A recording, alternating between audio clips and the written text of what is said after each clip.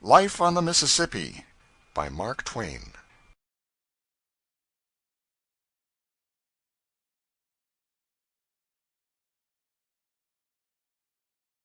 Chapter 50. The Original Jacobs. We had some talk about Captain Isaiah Sellers, now many years dead. He was a fine man, a high-minded man, and greatly respected both ashore and on the river.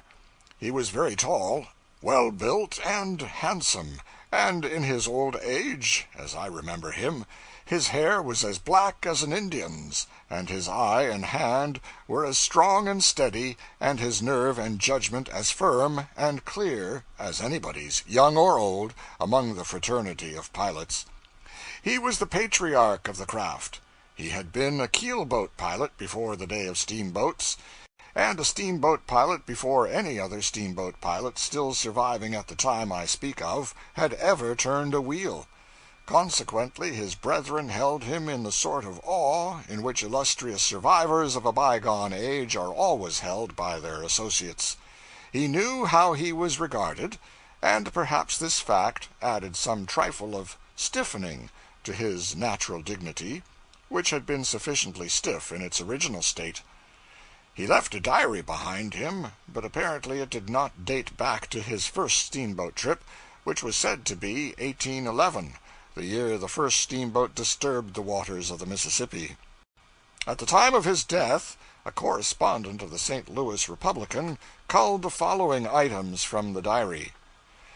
In February 1825 he shipped on board the steamer Rambler at Florence, Alabama, and made during that year 3 trips to New Orleans and back, this on the General Carroll, between Nashville and New Orleans. It was during his stay on this boat that Captain Sellers introduced the tap of the bell as a signal to heave the lead, previous to which time it was the custom for the pilot to speak to the men below when soundings were wanted. The proximity of the forecastle to the pilot-house no doubt rendered this an easy matter, but how different on one of our palaces of the present day. In 1827 we find him on board the President, a boat of 285 tons burden, and plying between Smithland and New Orleans. Thence he joined the Jubilee in 1828, and on this boat he did his first piloting in the St. Louis trade, his first watch extending from Herculaneum to St. Genevieve. On May 26, 1836, he completed and left Pittsburgh in charge of the steamer Prairie, a boat of 400 tons, and the first steamer with a stateroom cabin ever seen at St. Louis. In 1857 he introduced the signal for meeting boats, and which has, with some slight change, been the universal custom of this day, in fact is rendered obligatory by act of Congress. As general items of river history we quote the following marginal notes from his general log. In March 1825, General Lafayette left New Orleans for St. Louis on the low-pressure steamer Natchez. In January 1828, 21 steamers left the New Orleans wharf to celebrate the occasion of General Jackson's visit to that city. In 1830, the North America made the run from New Orleans to Memphis in 6 days, best time on record to that date. It has since been made in 2 days and 10 hours. In 1831, the Red River Cutoff formed.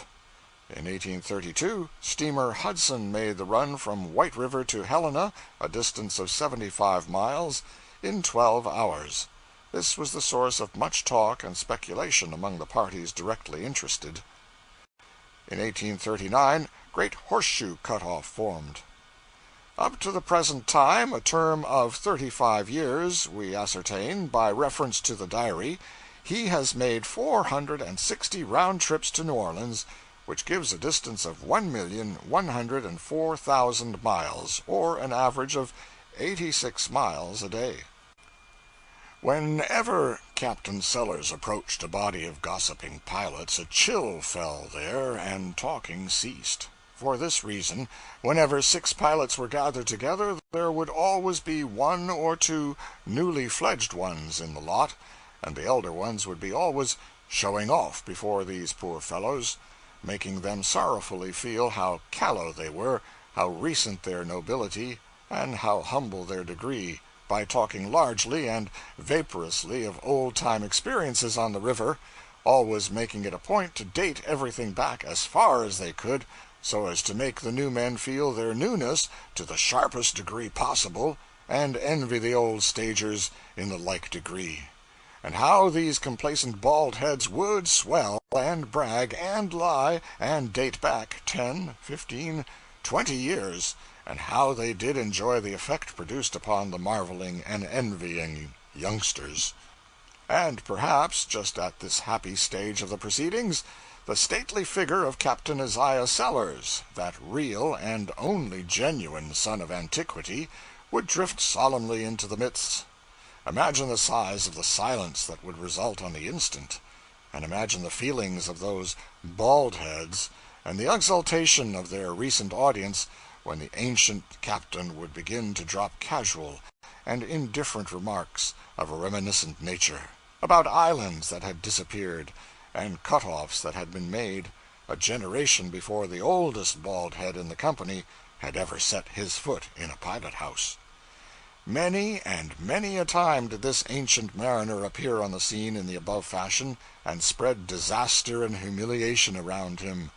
If one might believe the pilots, he always dated his islands back to the misty dawn of river history, and he never used the same island twice, and never did he employ an island that still existed, or give one a name which anybody present was old enough to have heard of before. If you might believe the pilots, he was always conscientiously particular about little details. Never spoke of the state of Mississippi, for instance. No, he would say, when the state of Mississippi was where Arkansas now is, and would never speak of Louisiana or Missouri in a general way, and leave an incorrect impression on your mind. No, he would say, when Louisiana was up the river farther, or when Missouri was on the Illinois side. The old gentleman was not of literary turn or capacity, but he used to jot down brief paragraphs of plain practical information about the river, and sign them Mark Twain, and give them to the New Orleans Picayune. They related to the stage and condition of the river, and were accurate and valuable, and thus far they contained no poison. But in speaking of the stage of the river today, at a given point, the captain was pretty apt to drop in a little remark about this being the first time he had seen the water so high or so low at that particular point for 49 years, and now and then he would mention island so-and-so, and follow it, in parenthesis, with some such observation as, disappeared in 1807, if I remember rightly. In these antique interjections lay poison and bitterness for the other old pilots, and they used to chafe the Mark Twain paragraphs with unsparing mockery. It so chanced that one of these paragraphs, footnote, the original MS of it, in the captain's own hand, has been sent to me from New Orleans. It reads as follows: Vicksburg, May 4, 1859. My opinion, for the benefit of the citizens of New Orleans, the water is higher this far up than it has been since 8. My opinion is that the water will be feet deep in Canal Street before the 1st of next June. Mrs. Turner's plantation at the head of Big Black Island is all under water, and it has not been since 1815. I. Sellers. One of these paragraphs became the text for my first newspaper article. I burlesqued it broadly, very broadly, stringing my fantastics out to the extent of 800 or 1,000 words. I was a cub at the time. I showed my performance to some pilots, and they eagerly rushed it into print in the New Orleans True Delta. It was a great pity, for it did nobody any worthy service, and it sent a pang deep into a good man's heart. There was no malice in my rubbish, but it laughed at the captain. It laughed at a man to whom such a thing was new and strange and dreadful. I did not know then, though I do now, that there is no suffering comparable with that which a private person feels when he is for the first time pilloried in print. Captain Sellers did me the honor to profoundly detest me from that day forth. When I say he did me the honor, I am not using empty words. It was a very real honor to be in the thoughts of so great a man as Captain Sellers, and I had wit enough to appreciate it and be proud of it. It was distinction to be loved by such a man, but it was a much greater distinction to be hated by him, because he loved scores of people, but he didn't sit up nights to hate anybody but me. He never printed another paragraph while he lived, and he never again signed Mark Twain to anything. At the time that the telegraph brought the news of his death, I was on the Pacific coast.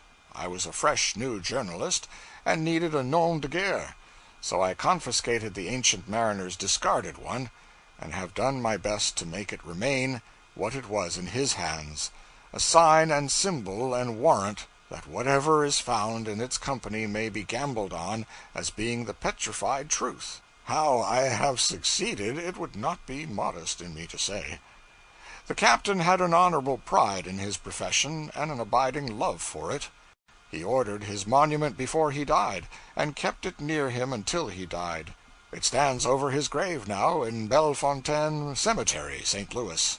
It is his image, in marble, standing on duty at the pilot wheel, and worthy to stand and confront criticism, for it represents a man who, in life, would have stayed there till he burned to a cinder, if duty required it. The finest thing we saw on our whole Mississippi trip we saw as we approached New Orleans in the steam tug. This was the curving frontage of the Crescent City, lit up with the white glare of 5 miles of electric lights. It was a wonderful sight, and very beautiful. Chapter 51, Reminiscences. We left for St. Louis in the city of Baton Rouge on a delightfully hot day, but with the main purpose of my visit but lamely accomplished. I had hoped to hunt up and talk with 100 steamboatmen, but got so pleasantly involved in the social life of the town that I got nothing more than mere 5-minute talks with a couple of dozen of the craft. I was on the bench of the pilot house when we backed out and straightened up for the start, the boat pausing for a good ready in the old-fashioned way, and the black smoke piling out of the chimneys equally in the old-fashioned way.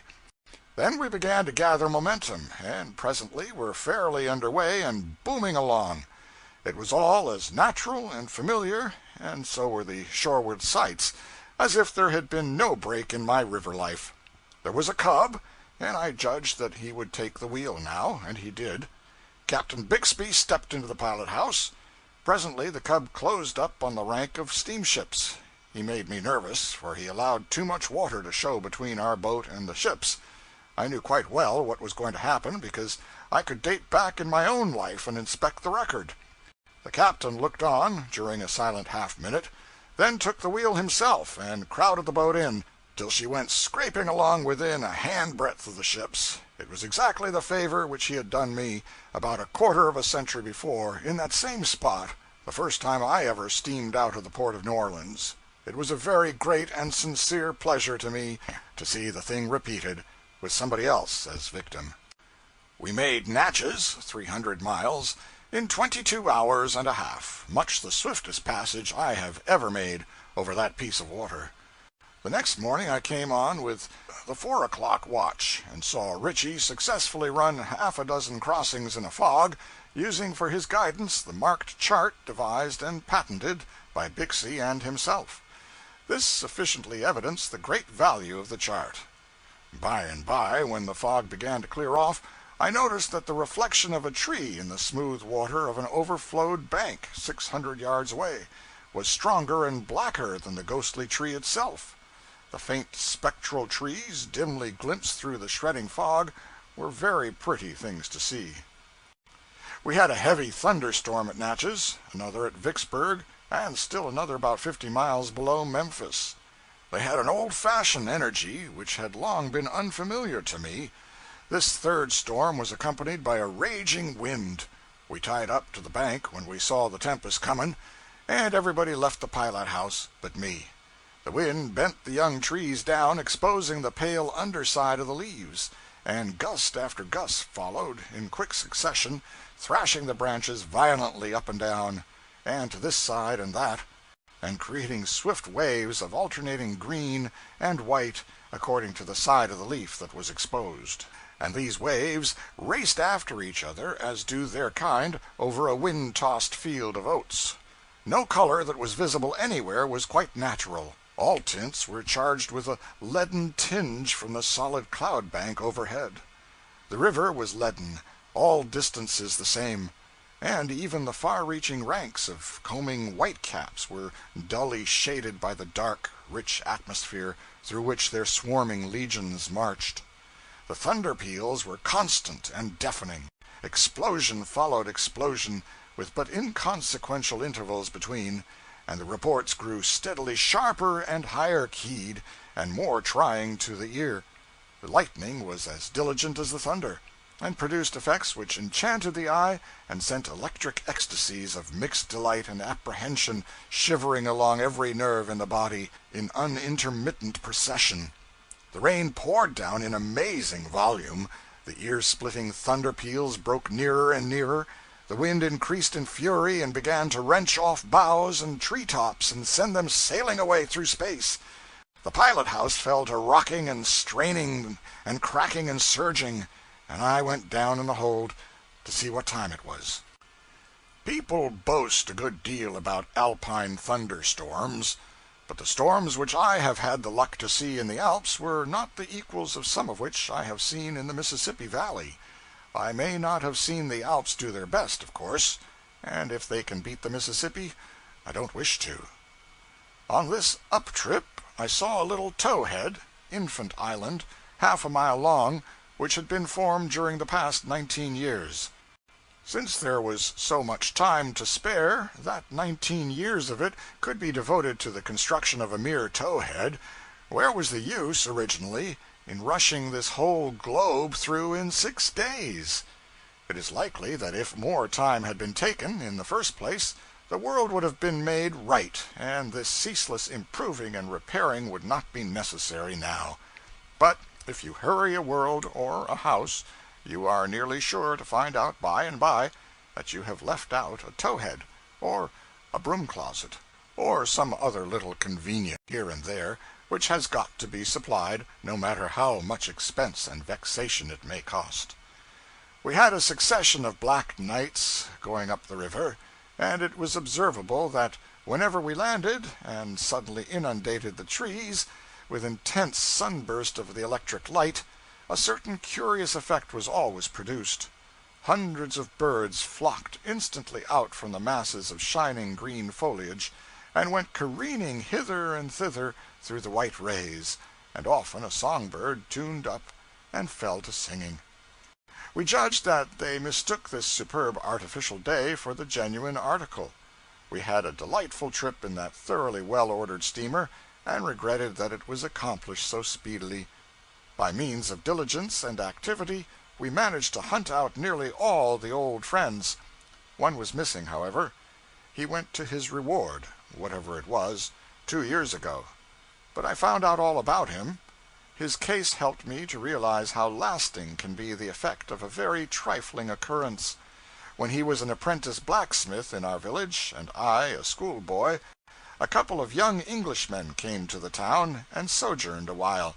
And one day they got themselves up in cheap royal finery and did the Richard III sword fight with maniac energy and prodigious powwow in the presence of the village boys. This blacksmith cub was there, and the histrionic poison entered his bones. This vast, lumbering, ignorant, dull-witted lout was stage-struck, and irrecoverably. He disappeared, and presently turned up in St. Louis. I ran across him there, by and by. He was standing musing on a street corner, with his left hand on his hip, the thumb of his right supporting his chin, face bowed and frowning, slouch hat pulled down over his forehead, imagining himself to be Othello, or some such character, and imagining that the passing crowd marked his tragic bearing and were awestruck. I joined him, and tried to get him down out of the clouds, but did not succeed. However, he casually informed me presently that he was a member of the Walnut Street Theater Company, and he tried to say it with indifference, but the indifference was thin and a mighty exultation showed through it. He said he was cast for a part in Julius Caesar for that night, and if I should come I would see him. If I should come. I said I wouldn't miss it if I were dead. I went away stupefied with astonishment, and saying to myself, how strange it is. We always thought this fellow a fool, yet the moment he comes to a great city, where intelligence and appreciation abound, the talent concealed in this shabby napkin is at once discovered, and promptly welcomed and honored. But I came away from the theater that night disappointed and offended, for I had had no glimpse of my hero, and his name was not in the bills. I met him on the street the next morning, and before I could speak he asked, "Did you see me?" "No, you weren't there." He looked surprised and disappointed. He said, "Yes, I was. Indeed, I was. I was a Roman soldier." "Which one?" "Why, didn't you see them Roman soldiers that stood back there in a rank, and sometimes marched in procession around the stage?" "Do you mean the Roman army? Those six-sandaled roustabouts in night-shirts, with tin shields and helmets, that marched around treading on each other's heels, in charge of a spider-legged consumptive dressed like themselves?" "Well, that's it. I was one of them Roman soldiers. I was the next to the last one. Half a year ago I used to always be the last one, but I've been promoted." "Well, they told me that poor fellow remained a Roman soldier to the last, a matter of 34 years. Sometimes they cast him for a speaking part, but not an elaborate one. He could be trusted to go and say, 'My lord, the carriage waits,' but if they ventured to add a sentence or two to this, his memory felt the strain, and he was likely to miss fire. Yet, poor devil, he had been patiently studying the part of Hamlet for more than 30 years, and he lived and died in the belief that some day he would be invited to play it. And this is what came of that fleeting visit of those young Englishmen to our village such ages and ages ago. What noble horseshoes this man might have made, but for those Englishmen, and what an inadequate Roman soldier he did make. A day or two after we reached St. Louis, I was walking along 4th Street, when a grizzly-headed man gave a sort of start as he passed me, then stopped, came back, inspected me narrowly, with a clouding brow, and finally said with deep asperity, 'Look here, have you got that drink yet?' A maniac, I judged at first, but all in a flash I recognized him. I made an effort to blush that strained every muscle in me, and answered as sweetly and winningly as ever I knew how, 'Been a little slow, but am just this minute closing in on the place where they keep it. Come in and help.' He softened and said make it a bottle of champagne, and he was agreeable. He said he had seen my name in the papers, and had put all his affairs aside and turned out, resolved to find me or die, and make me answer that question satisfactorily or kill me, though the most of his late asperity had been rather counterfeit than otherwise. This meeting brought back to me the St. Louis riots of about 30 years ago. I spent a week there at that time, in a boarding house, and had this young fellow for a neighbor across the hall. We saw some of the fightings and killings, and by and by we went one night to an armory where 200 young men had met, upon call, to be armed and go forth against the rioters under command of a military man. We drilled till about 10 o'clock at night, then news came that the mob were in great force in the lower end of the town, and were sweeping everything before them. Our column moved at once. It was a very hot night, and my musket was very heavy. We marched and marched, and the nearer we approached the seat of war, the hotter I grew, and the thirstier I got. I was behind my friend, so finally I asked him to hold my musket while I dropped out and got a drink. Then I branched off and went home. I was not feeling any solicitude about him, of course, because I knew he was so well armed now that he could take care of himself without any trouble. If I had had any doubts about that, I would have borrowed another musket for him. I left the city pretty early the next morning, and if this grizzled man had not happened to encounter my name in the papers the other day in St. Louis, and felt moved to seek me out, I should have carried to my grave a heart-torturing uncertainty as to whether he ever got out of the riots all right or not. I ought to have inquired 30 years ago, I know that, and I would have inquired if I had had the muskets, but in the circumstances he seemed better fixed to conduct the investigations than I was. One Monday, near the time of our visit to St. Louis, the Globe Democrat came out with a couple of pages of Sunday statistics, whereby it appeared that 119,448 St. Louis people attended the morning and evening church services the day before, and 23,102 children attended Sunday school. Thus, 142,550 persons out of the city's total of 400,000 population respected the day religious-wise. I found these statistics in a condensed form in a telegram of the Associated Press and preserved them. They made it apparent that St. Louis was in a higher state of grace than she could have claimed to be in any time. But now that I canvass the figures narrowly, I suspect that the telegraph mutilated them. It cannot be that there are more than 150,000 Catholics in the town. The other 250,000 must be classified as Protestants. Out of these 250,000, according to this questionable telegram, only 26,362 attended church and Sunday school, while out of the 150,000 Catholics, 116,188 went to church and Sunday school. Chapter 52. A Burning Brand. All at once the thought came into my mind, I have not sought out Mr. Brown.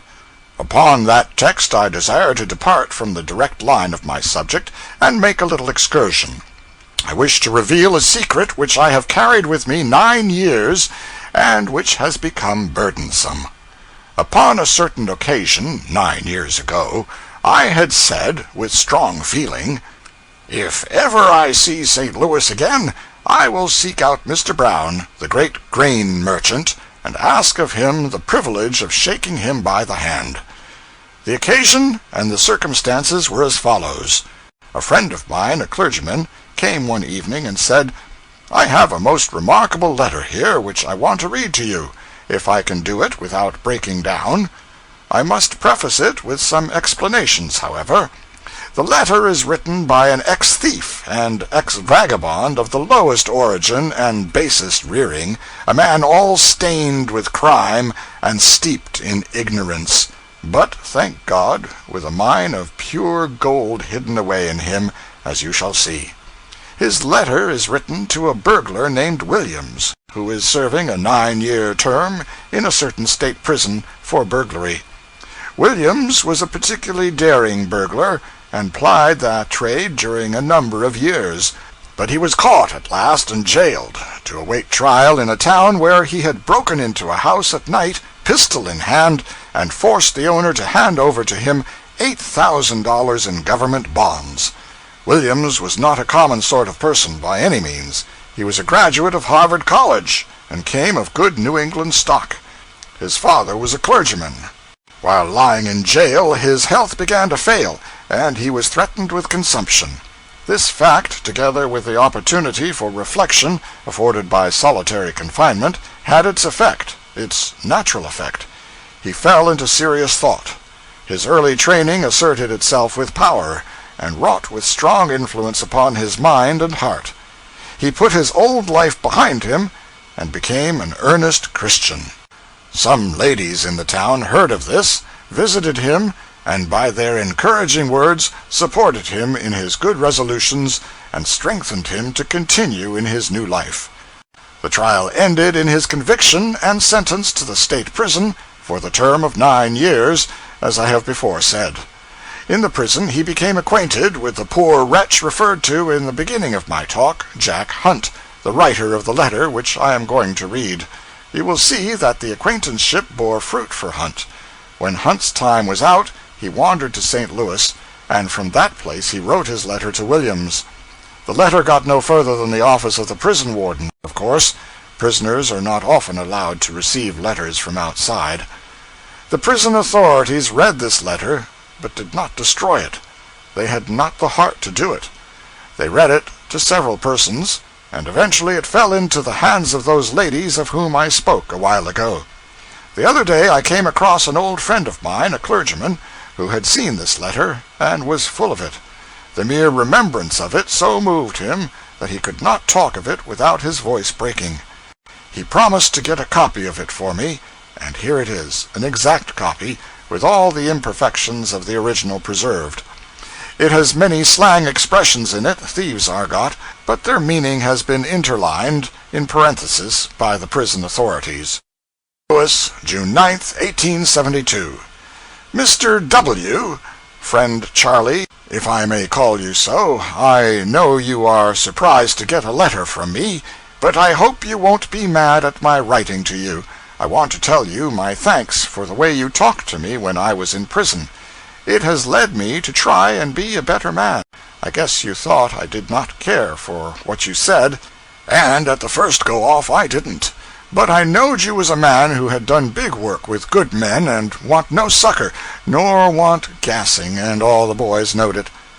I used to think at night what you said, and for it I knocked off swearing months before my time was up, for I saw it want no good, nohow. The day my time was up, you told me if I would shake the cross, quit stealing, and live on the square for months, it would be the best job I ever done in my life. The state agent give me a ticket to here, and on the car I thought more of what you said to me, but didn't make up my mind. When we got to Chicago on the cars from there to here, I pulled off an old woman's leather, robbed her of her pocketbook. I hadn't no more than got it off when I wished I hadn't done it. For a while before that, I made up my mind to be a square bloke, for months on your word, but forgot it when I saw the leather was a grip, easy to get. But I kept close to her, and when she got out of the cars at a way place, I said, "Marm, have you lost something?" And she tumbled, discovered her leather was gone off. Gone. "Is this it?" says I, giving it to her. "Well, if you ain't honest," says she, but I hadn't got cheek enough to stand that sort of talk, so I left her in a hurry. When I got here, I had $1.25 left, and I didn't get no work for 3 days, as I ain't strong enough for roustabout on a steamboat for a deckhand. The afternoon of the third day, I spent my last 10 cents for moons, large round sea biscuit, and cheese, and I felt pretty rough, and was thinking I would have to go on the dipe, picking pockets, again, when I thought of what you once said about a fellow's calling on the Lord when he was in hard luck, and I thought I would try it once anyhow. But when I tried it, I got stuck on the start, and all I could get off was, "Lord, give a poor fellow a chance to square it for 3 months, for Christ's sake, amen." And I kept a-thinking of it over and over as I went along. About an hour after that I was in 4th Street, and this is what happened, and is the cause of my being where I am now, and about which I will tell you before I get done writing. As I was walking along, heard a big noise, and saw a horse running away with a carriage with 2 children in it, and I grabbed up a piece of box cover from the sidewalk and run in the middle of the street, and when the horse came up, I smashed him over the head as hard as I could drive. The board split to pieces, and the horse checked up a little, and I grabbed the reins and pulled his head down until he stopped. The gentleman what owned him came running up, and soon as he saw the children were all right, he shook hands with me and gave me a $50 greenback, and my asking the Lord to help me come into my head, and I was so thunderstruck I couldn't drop the reins nor say nothing. He saw something was up, and coming back to me, said, "My boy, are you hurt?"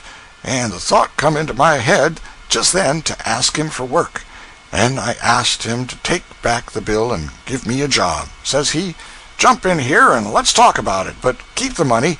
He asked me if I could take care of horses, and I said yes, for I used to hang round livery stables and often would help clean and drive horses. He told me he wanted a man for that work, and would give me $16 a month and board me. You bet I took that chance at once. That night, in my little room over the stable, I sat a long time thinking over my past life and of what had just happened, and I just got down on my knees and thanked the Lord for the job and to help me to square it, and to bless you for putting me up to it. And the next morning I done it again, and got me some new togs, clothes, and a Bible, for I made up my mind, after what the Lord had done for me, I would read the Bible every night and morning, and ask him to keep an eye on me.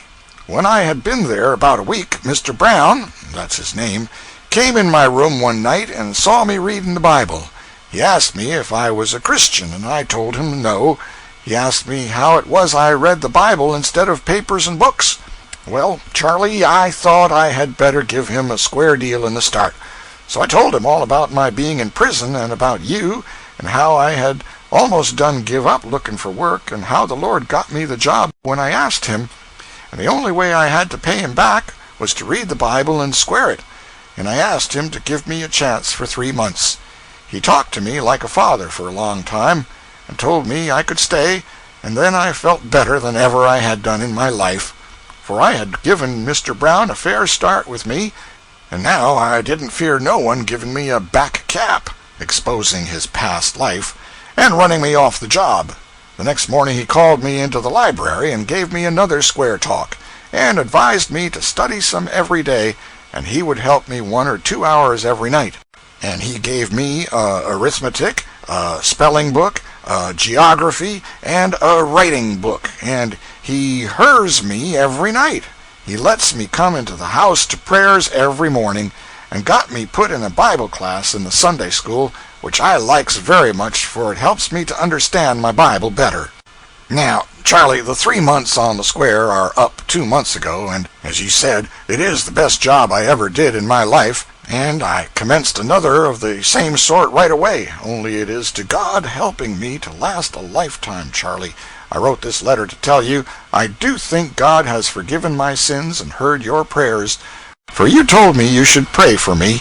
I know I love to read His Word and tell Him all my troubles, and He helps me, I know, for I have plenty of chances to steal, but I don't feel to as I once did, and now I take more pleasure in going to church than to the theater, and that wasn't so once. Our minister and others often talk with me, and a month ago they wanted me to join the church, but I said no, not now. I may be mistaken in my feelings. I will wait a while.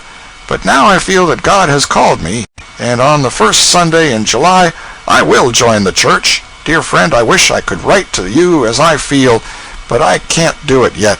You know, I learned to read and write while prisons and I ain't got well enough along to write as I would talk. I know I ain't spelled all the words right in this, and lots of other mistakes, but you will excuse it, I know. For you know I was brought up in a poorhouse until I run away, and that I never knew who my father and mother was, and I don't know my right name, and I hope you won't be mad at me, but I have as much right to one name as another, and I have taken your name, for you won't use it when you get out, I know, and you are the man I think most of in the world, so I hope you won't be mad. I am doing well. I put $10 a month in bank with $25 of the $50. If you ever want any or all of it, let me know, and it is yours. I wish you would let me send you some now. I send you with this a receipt for a year of Little's Living Age. I didn't know what you would like, and I told Mr. Brown, and he said he thought you would like it. I wish I was near you so I could send you chuck refreshments on holidays. It would spoil this weather from here, but I will send you a box next Thanksgiving anyway. Next week, Mr. Brown takes me into his store as light porter and will advance me as soon as I know a little more. He keeps a big granary store, wholesale. I forgot to tell you of my mission school, Sunday school class. The school is in the Sunday afternoon. I went out 2 Sunday afternoons and picked up 7 kids, little boys, and got them to come in. 2 of them knew as much as I did, and I had them put in a class where they could learn something. I don't know much myself, but as these kids can't read, I get on nicely with them. I make sure of them by doing after them every Sunday hour before school time. I also got 4 girls to come. Tell Mac and Harry about me. If they will come out here when their time is up, I will get them jobs at once. I hope you will excuse this long letter and all mistakes. I wish I could see you, for I can't write as I would talk. I hope the warm weather is doing your lungs good. I was afraid when you was bleeding you would die. Give my respects to all the boys and tell them how I am doing. I am doing well, and everyone here treats me as kind as they can. Mr. Brown is going to write to you sometime. I hope someday you will write to me. This letter is from your very true friend, C.W., who you know as Jack Hunt. I send you Mr. Brown's card.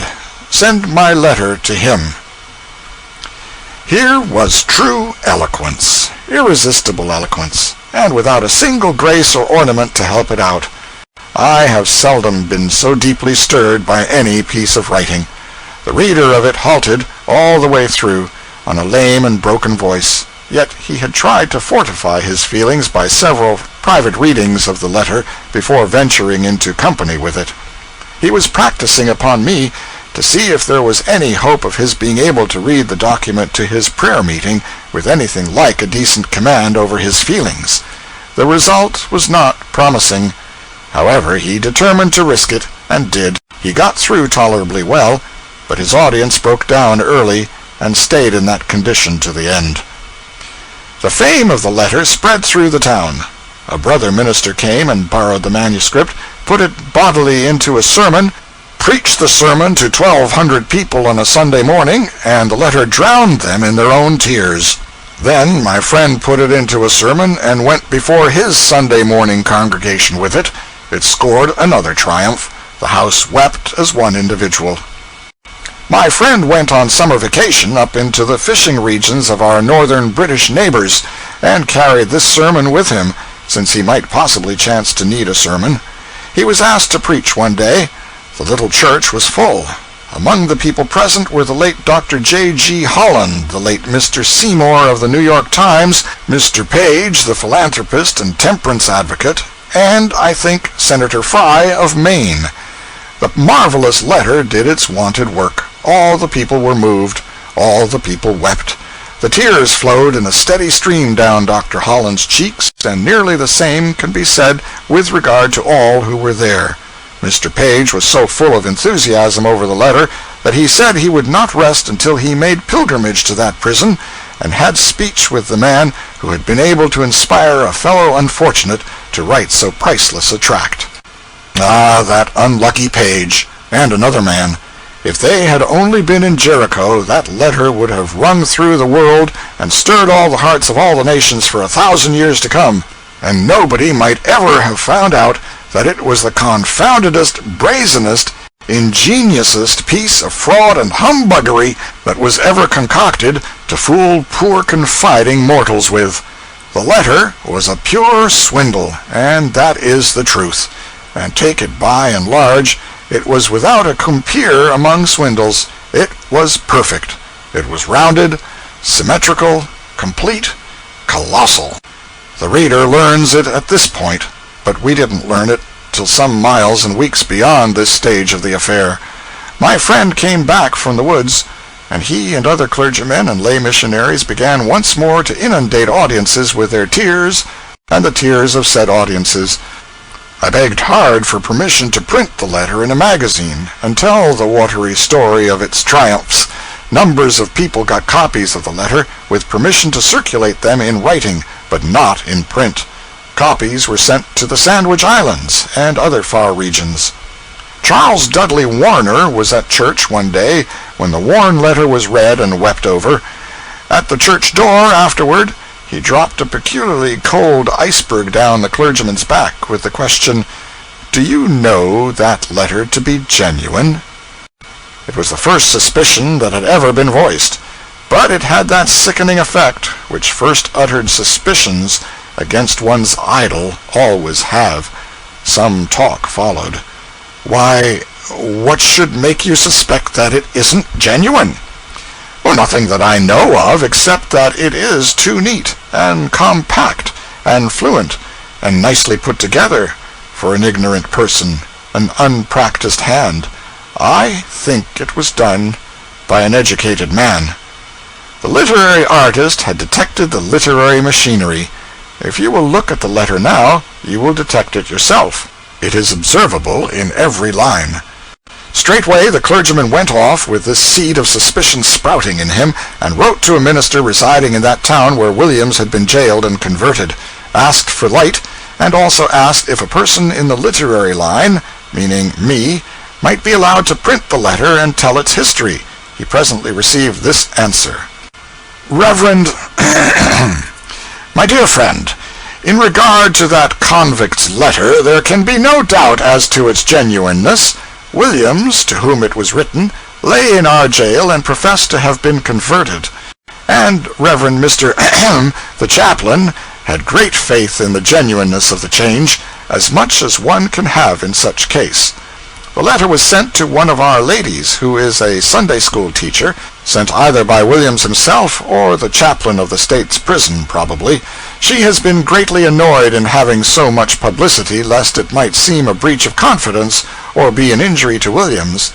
In regard to its publication, I can give no permission, though if the names and places were omitted, and especially if sent out of the country, I think you might take the responsibility and do it. It is a wonderful letter, which no Christian genius, much less one unsanctified, could ever have written, as showing the work of grace in a human heart, and in a very degraded and wicked one. It proves its own origin, and reproves our weak faith in its power to cope with any form of wickedness. Mr. Brown, of St. Louis, someone said, was a Hartford man. Do all whom you send from Hartford serve their master as well? P.S. Williams is still in the state's prison, serving out a long sentence of 9 years, I think. He has been sick and threatened with consumption, but I have not inquired after him lately. This lady that I speak of corresponds with him, I presume, and will be quite sure to look after him. This letter arrived a few days after it was written, and up went Mr. Williams' stock again. Mr. Warner's low-down suspicion was laid in the cold, cold grave where it apparently belonged. It was a suspicion based upon mere internal evidence, anyway, and when you come to internal evidence, it's a big field and a game that two can play at, as witness this other internal evidence, discovered by the writer of the note above quoted, that it is a wonderful letter which no Christian genius, much less one unsanctified, could ever have written. I had permission now to print, provided I suppressed names and places and sent my narrative out of the country. So I chose an Australian magazine for vehicle, as being far enough out of the country, and set myself to work on my article. And the ministers set the pumps going again, with a letter to work the handles. But meantime, Brother Page had been agitating. He had not visited the penitentiary, but had sent a copy of the illustrious letter to the chaplain of that institution, and accompanied it with, apparently, inquiries. He got an answer, dated 4 days later than that other brother's reassuring epistle, and before my article was complete, it wandered into my hands. The original is before me now, and I here append it. It is pretty well loaded with internal evidence of the most solid description.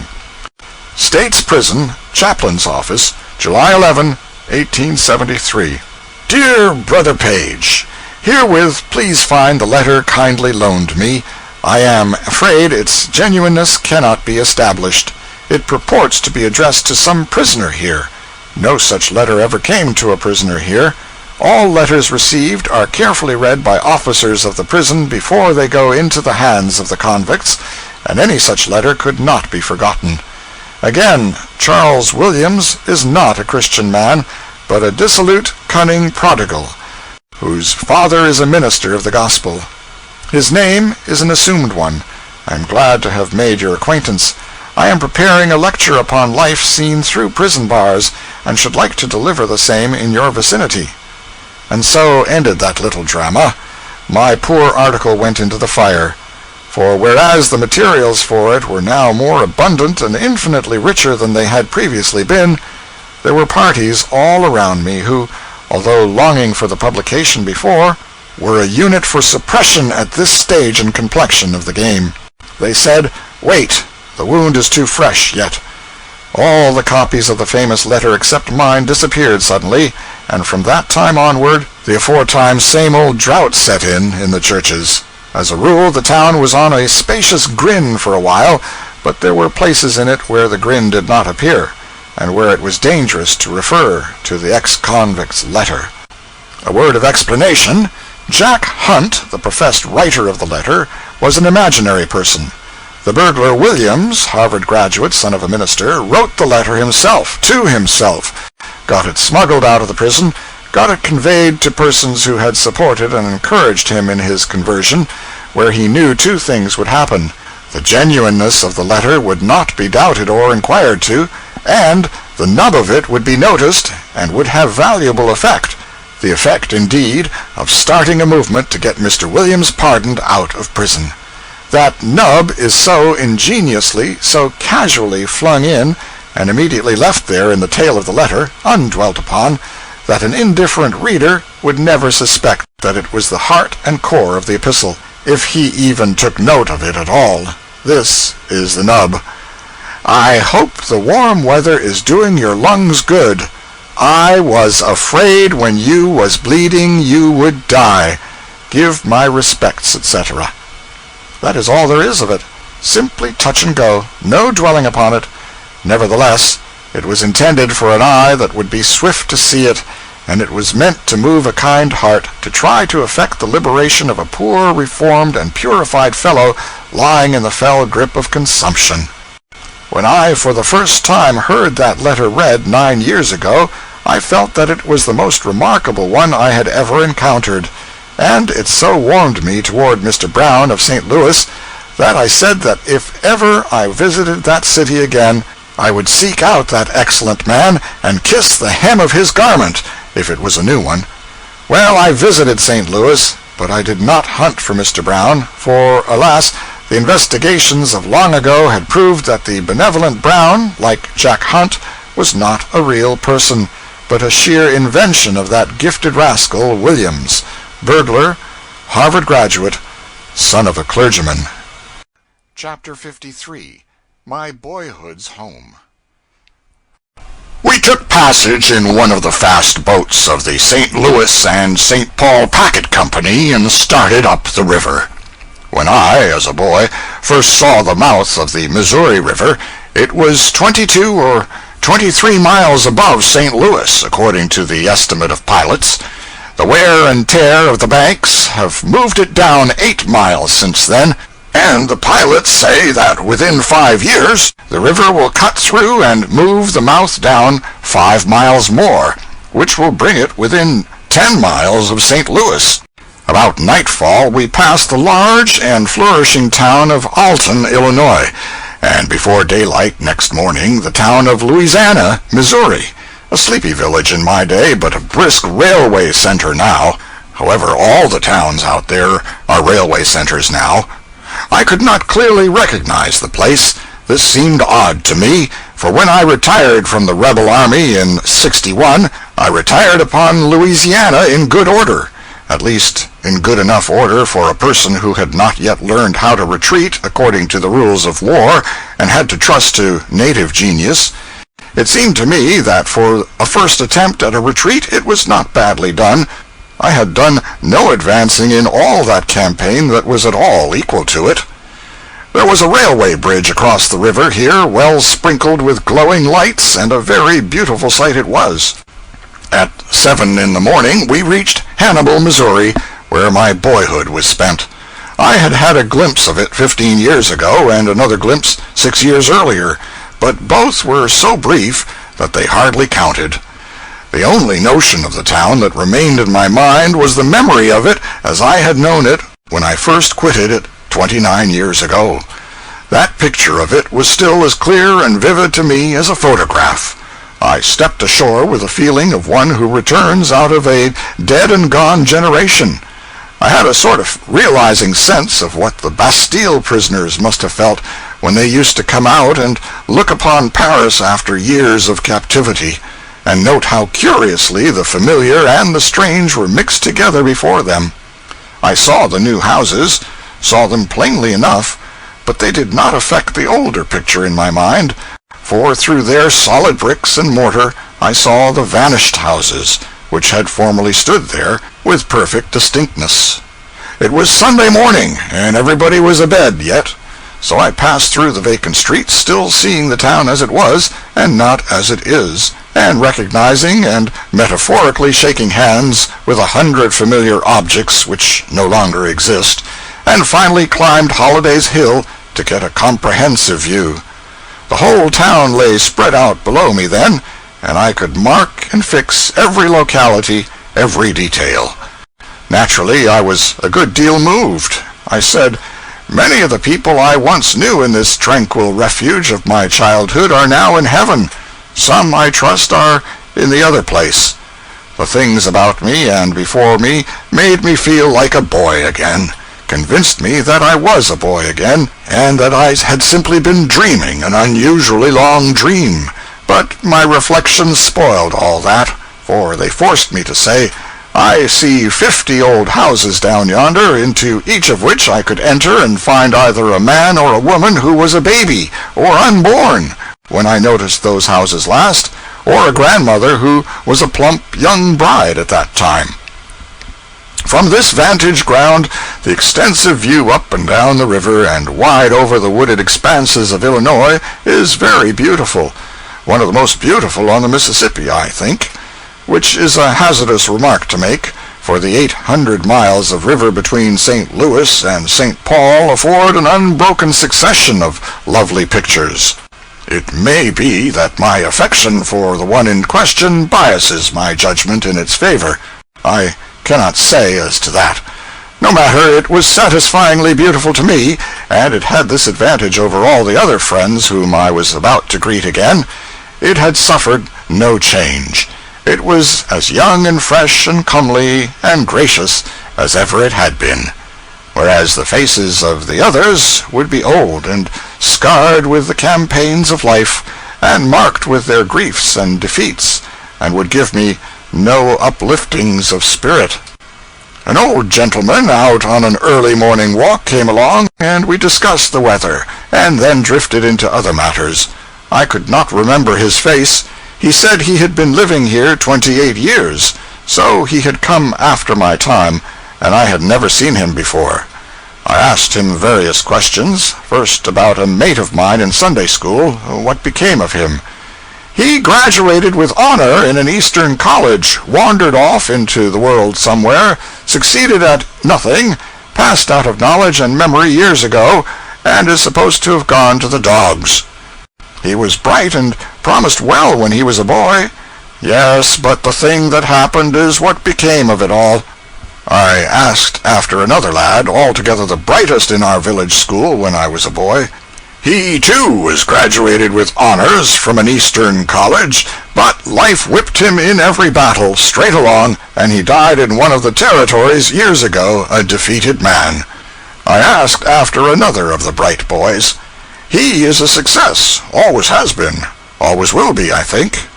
I inquired after a young fellow who came to the town to study for one of the professions when I was a boy. He went at something else before he got through, went from medicine to law, or from law to medicine, then to some other new thing. Went away for a year, came back with a young wife, fell to drinking, then to gambling behind the door, finally took his wife and 2 young children to her father's, and went off to Mexico. Went from bad to worse, and finally died there, without a cent to buy a shroud, and without a friend to attend the funeral. Pity, for he was the best-natured and most cheery and hopeful young fellow that ever was. I named another boy. Oh, he is all right, lives here yet, has a wife and children, and is prospering. Same verdict concerning other boys. I named 3 schoolgirls. The first 2 live here, are married, and have children. The other is long ago dead, never married. I named, with emotion, one of my early sweethearts. She is all right, been married 3 times, buried 2 husbands, divorced from the 3rd, and I hear she is getting ready to marry an old fellow out in Colorado somewhere. She's got children scattered around here and there, most everywheres. The answer to several other inquiries was brief and simple. Killed in the war. I named another boy. Well, now, his case is curious. There wasn't a human being in this town but knew that that boy was a perfect chucklehead, perfect dummy, just a stupid ass, as you may say. Everybody knew it, and everybody said it. Well, if that very boy isn't the first lawyer in the state of Missouri today, I'm a Democrat. Is that so? It's actually so. I'm telling you the truth. How do you account for it? Account for it? Well, there ain't any accounting for it, except that if you send a damn fool to St. Louis, and you don't tell them he's a damn fool, they'll never find it out. Well, there's one thing sure. If I had a damn fool, I should know what to do with him. Ship him to St. Louis. It's the noblest market in the world for that kind of property. Well, when you come to look at it all around, and chew at it, and think it over, don't it just bang anything you ever heard of? Well, yes, it does seem to. But don't you think maybe it was the Hannibal people who were mistaken about the boy, and not the St. Louis people? Oh, nonsense. The people here have known him from the very cradle. They knew him 100 times better than the St. Louis idiots could have known him. No, if you have got any damn fools that you want to realize on, take my advice. Send them to St. Louis. I mentioned a great number of people whom I had formerly known. Some were dead, some were gone away, some had prospered, some had come to naught. But as regarded a dozen or so of the lot, the answer was comforting. Prosperous, live here yet, town littered with their children. I asked about Miss died in the insane asylum 3 or 4 years ago, never was out of it from the time she went in, and was always suffering too, never got a shred of her mind back. If he spoke the truth, here was a heavy tragedy indeed. 36 years in a madhouse, that some young fools might have some fun. I was a small boy at the time, and I saw those giddy young ladies come tiptoeing into the room where Miss sat reading at midnight by a lamp. The girl at the head of the file wore a shroud and a dough-face. She crept behind the victim, touched her on the shoulder, and she looked up and screamed, and then fell into convulsions. She did not recover from the fright, but went mad. In these days, it seems incredible that people believed in ghosts so short a time ago, but they did. After asking after such other folk as I could call to mind, I finally inquired about myself. Oh, he succeeded well enough. Another case of damn fool. If they'd sent him to St. Louis, he'd have succeeded sooner. It was with much satisfaction that I recognized the wisdom of having told this candid gentleman in the beginning that my name was Smith. Chapter 54. Past and Present. Being left to myself up there, I went on picking out old houses in the distant town, and calling back their former inmates out of the moldy past. Among them I presently recognized the house of the father of Lem Hackett, fictitious name. It carried me back more than a generation in a moment, and landed me in the midst of a time when happenings of life were not the natural and logical results of great general laws, but of special orders, and were freighted with very precise and distinct purposes, partly punitive in intent, partly admonitory, and usually local in application. When I was a small boy, Lem Hackett was drowned on a Sunday. He fell out of an empty flatboat where he was playing. Being loaded with sin, he went to the bottom like an anvil. He was the only boy in the village who slept that night. We others all lay awake repenting. We had not needed the information, delivered from the pulpit that evening, that Lem's was a case of special judgment. We knew that already. There was a ferocious thunderstorm that night, and it raged continuously until near dawn. The winds blew, the windows rattled, the rain swept along the roof in pelting sheets, and at the briefest of intervals the inky blackness of the night vanished. The houses over the way glared out white and blinding for a quivering instant, then the solid darkness shut down again, and a splitting peal of thunder followed, which seemed to rend everything in the neighborhood to shreds and splinters. I sat up in bed quaking and shuddering, waiting for the destruction of the world, and expecting it. To me, there was nothing strange or incongruous in heaven's making such an uproar about Lem Hackett. Apparently it was the right and proper thing to do. Not a doubt entered my mind that all the angels were grouped together discussing this boy's case, and observing the awful bombardment of our beggarly little village with satisfaction and approval. There was one thing which disturbed me in the most serious way. That was the thought that this centering of the celestial interest on our village could not fail to attract the attention of the observers to people among us who might otherwise have escaped notice for years. I felt that I was not only one of those people, but the very one most likely to be discovered. That discovery could have but one result. I should be in the fire with Lem before the chill of the river had been fairly warmed out of him. I knew that this would be only just and fair. I was increasing the chances against myself all the time, by feeling a secret bitterness against Lem for having attracted this fatal attention to me, but I could not help it. This sinful thought persisted in infesting my breast in spite of me. Every time the lightning glared, I caught my breath and judged I was gone. In my terror and misery, I meanly began to suggest other boys, and mention acts of theirs which were wickeder than mine, and peculiarly needed punishment. And I tried to pretend to myself that I was simply doing this in a casual way, and without intent to divert the heavenly attention to them for the purpose of getting rid of it myself. With deep sagacity, I put these mentions into the form of sorrowing recollections and left-handed sham supplications that the sins of those boys might be allowed to pass unnoticed. Possibly they may repent. It is true that Jim Smith broke a window and lied about it, but maybe he did not mean any harm, and although Tom Holmes says more bad words than any other boy in the village, he probably intends to repent, though he has never said he would. And whilst it is a fact that John Jones did fish a little on Sunday once, he didn't really catch anything but only just one small useless mudcat, and maybe that wouldn't have been so awful if he had thrown it back. And he says he did, but he didn't. Pity, but they would repent of these dreadful things, and maybe they will yet.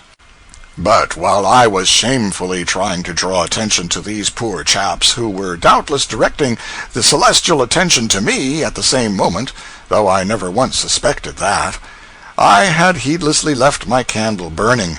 It was not a time to neglect even trifling precautions. There was no occasion to add anything to the facilities for attracting notice to me, so I put the light out. It was a long night to me, and perhaps the most distressful one I ever spent. I endured agonies of remorse for sins which I knew I had committed, and for others which I was not certain about, yet was sure that they had been set down against me in a book by an angel who was wiser than I, and did not trust such important matters to memory. It struck me, by and by, that I had been making a most foolish and calamitous mistake in one respect. Doubtless I had not only made my own destruction sure by directing attention to those other boys, but had already accomplished theirs. Doubtless the lightning had stretched them all dead in their beds by this time. The anguish and the fright which this thought gave me made my previous sufferings seem trifling by comparison. Things had become truly serious. I resolved to turn over a new leaf instantly. I also resolved to connect myself with the church the next day, if I survived to see its sun appear. I resolved to cease from sin in all its forms, and to lead a high and blameless life forever after. I would be punctual at church and Sunday school, visit the sick, carry baskets of victuals to the poor, simply to fulfill the regulation conditions, although I knew we had none among us so poor but they would smash the basket over my head for my pains. I would instruct other boys in right ways, and take the resulting trouncing meekly. I would subsist entirely on tracts. I would invade the rum shop and warn the drunkard, and finally, if I escaped the fate of those who early become too good to live, I would go for a missionary.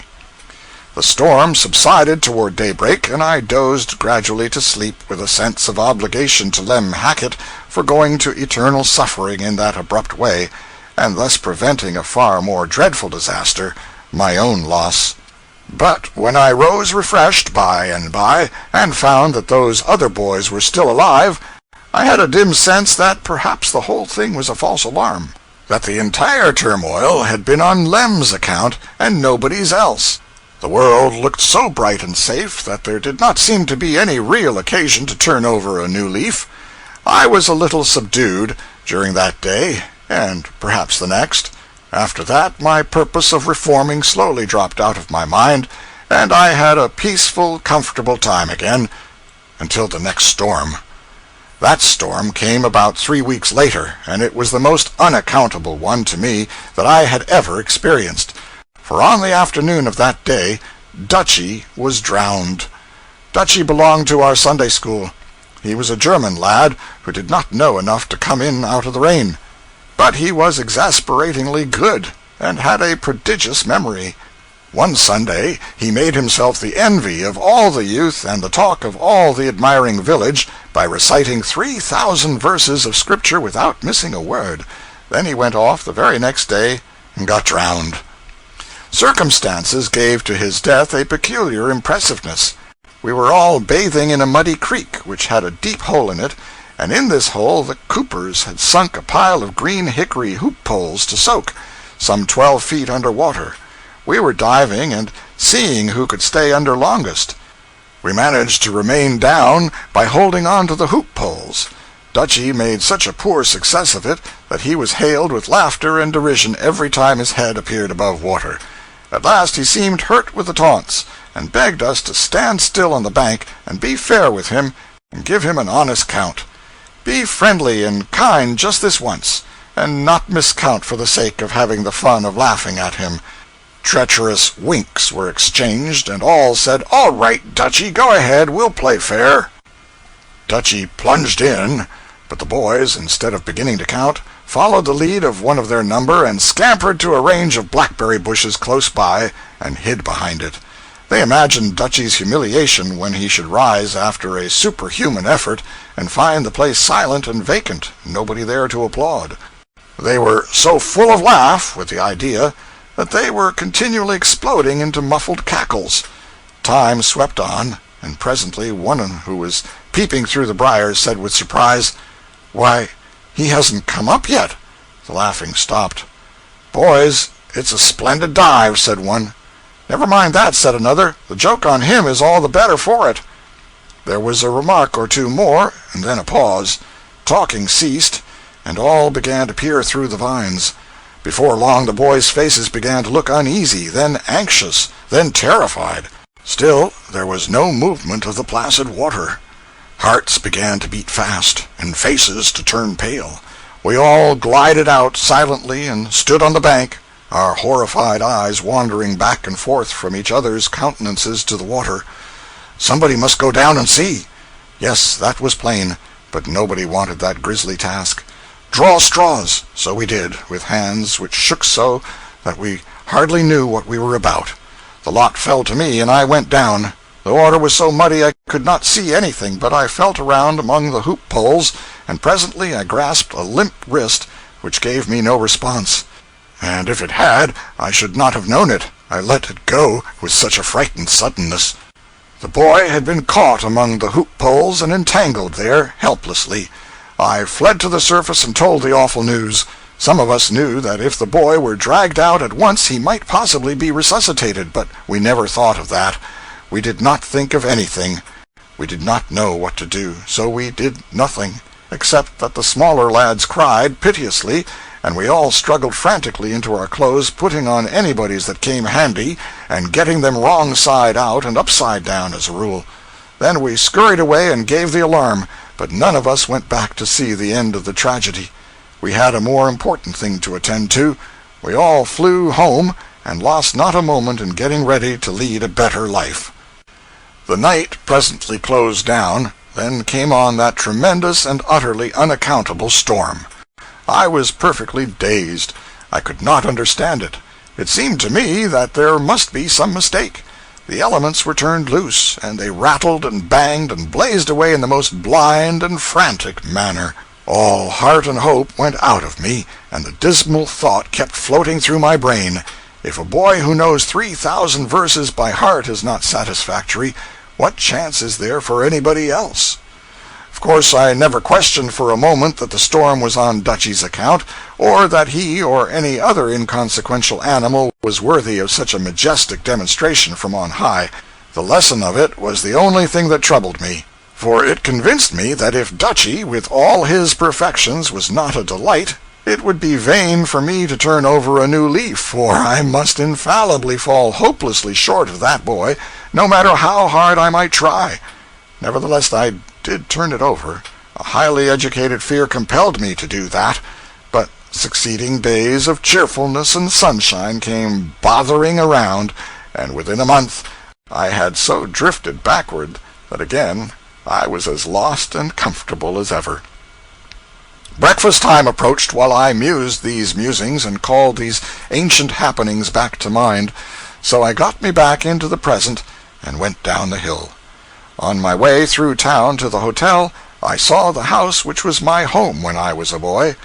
At present rates, the people who now occupy it are of no more value than I am, but in my time they would have been worth not less than $500 apiece. They are colored folk. After breakfast I went out alone again, intending to hunt up some of the Sunday schools and see how this generation of pupils might compare with their progenitors, who had sat with me in those places and had probably taken me as a model, though I do not remember as to that now. By the public square there had been in my day a shabby little brick church called the Old Ship of Zion, which I had attended as a Sunday school scholar. And I found the locality easily enough, but not the old church. It was gone, and a trig and rather hilarious new edifice was in its place. The pupils were better dressed and better looking than were those of my time. Consequently, they did not resemble their ancestors, and consequently there was nothing familiar to me in their faces. Still, I contemplated them with a deep interest and a yearning wistfulness, and if I had been a girl I would have cried, for they were the offspring, and represented, and occupied the places of boys and girls, some of whom I had loved to love, and some of whom I had loved to hate, but all of whom were dear to me for the one reason or the other, so many years gone by, and Lord, where be they now? I was mightily stirred, and would have been grateful to be allowed to remain unmolested and look my fill. But a bald-summited superintendent, who had been a tow-headed Sunday school mate of mine on that spot in the early ages, recognized me, and I talked a flutter of wild nonsense to those children to hide the thoughts which were in me, and which could not have been spoken without a betrayal of feeling that would have been recognized as out of character with me. Making speeches without preparation is no gift of mine, and I was resolved to shirk any new opportunity. But in the next and larger Sunday school I found myself in the rear of the assemblage, so I was very willing to go on the platform a moment for the sake of getting a good look at the scholars. On the spur of the moment I could not recall any of the old idiotic talks which visitors used to insult me with when I was a pupil there, and I was sorry for this, since it would have given me time and excuse to dawdle there and take a long and satisfying look at what I feel at liberty to say was an array of fresh young comeliness not matchable in another Sunday school of the same size. As I talked merely to get a chance to inspect, and as I strung out the random rubbish solely to prolong the inspection, I judged it but decent to confess these low motives, and I did so. If the model boy was in either of these Sunday schools, I did not see him. The model boy of my time, we never had but the one, was perfect. Perfect in manners, perfect in dress, perfect in conduct, perfect in filial piety, perfect in exterior godliness. But at bottom he was a prig, and as for the contents of his skull, they could have changed place with the contents of a pie, and nobody would have been the worse off for it but the pie. This fellow's reproachlessness was a standing reproach to every lad in the village. He was the admiration of all the mothers, and the detestation of all their sons. I was told what became of him, but as it was a disappointment to me, I will not enter into details. He succeeded in life. Chapter 55. A Vendetta and Other Things. During my 3 days' stay in the town, I woke up every morning with the impression that I was a boy, for in my dreams the faces were all young again, and looked as they had looked in the old times. But I went to bed 100 years old every night, for meantime I had been seeing those faces as they are now. Of course I suffered some surprises along at first, before I had become adjusted to the changed state of things. I met young ladies who did not seem to have changed at all. but they turned out to be the daughters of the young ladies I had in mind, sometimes their granddaughters. When you are told that a stranger of 50 is a grandmother, there is nothing surprising about it. But if, on the contrary, she is a person whom you knew as a little girl, it seems impossible. You say to yourself, how can a little girl be a grandmother? It takes some little time to accept and realize the fact that while you have been growing old, your friends have not been standing still in that matter. I noticed that the greatest changes observable were with the women, not the men. I saw men whom 30 years had changed but slightly, but their wives had grown old. These were good women. It is very wearing to be good. There was a saddler whom I wished to see, but he was gone, dead these many years, they said. Once or twice a day the saddler used to go tearing down the street, putting on his coat as he went, and then everybody knew a steamboat was coming. Everybody knew, also, that John Stavely was not expecting anybody by the boat, or any freight either. And Stavely must have known that everybody knew this. Still, it made no difference to him. He liked to seem to himself to be expecting 100,000 tons of saddles by this boat, and so he went on all his life, enjoying being faithfully on hand to receive and receipt for those saddles, in case by any miracle they should come. A malicious Quincy paper used always to refer to this town in derision as Stavely's Landing. Stavely was one of my earliest admirations.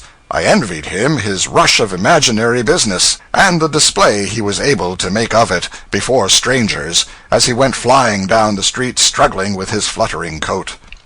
But there was a carpenter who was my chiefest hero. He was a mighty liar, but I did not know that. I believed everything he said. He was a romantic, sentimental, melodramatic fraud, and his bearing impressed me with awe. I vividly remember the first time he took me into his confidence.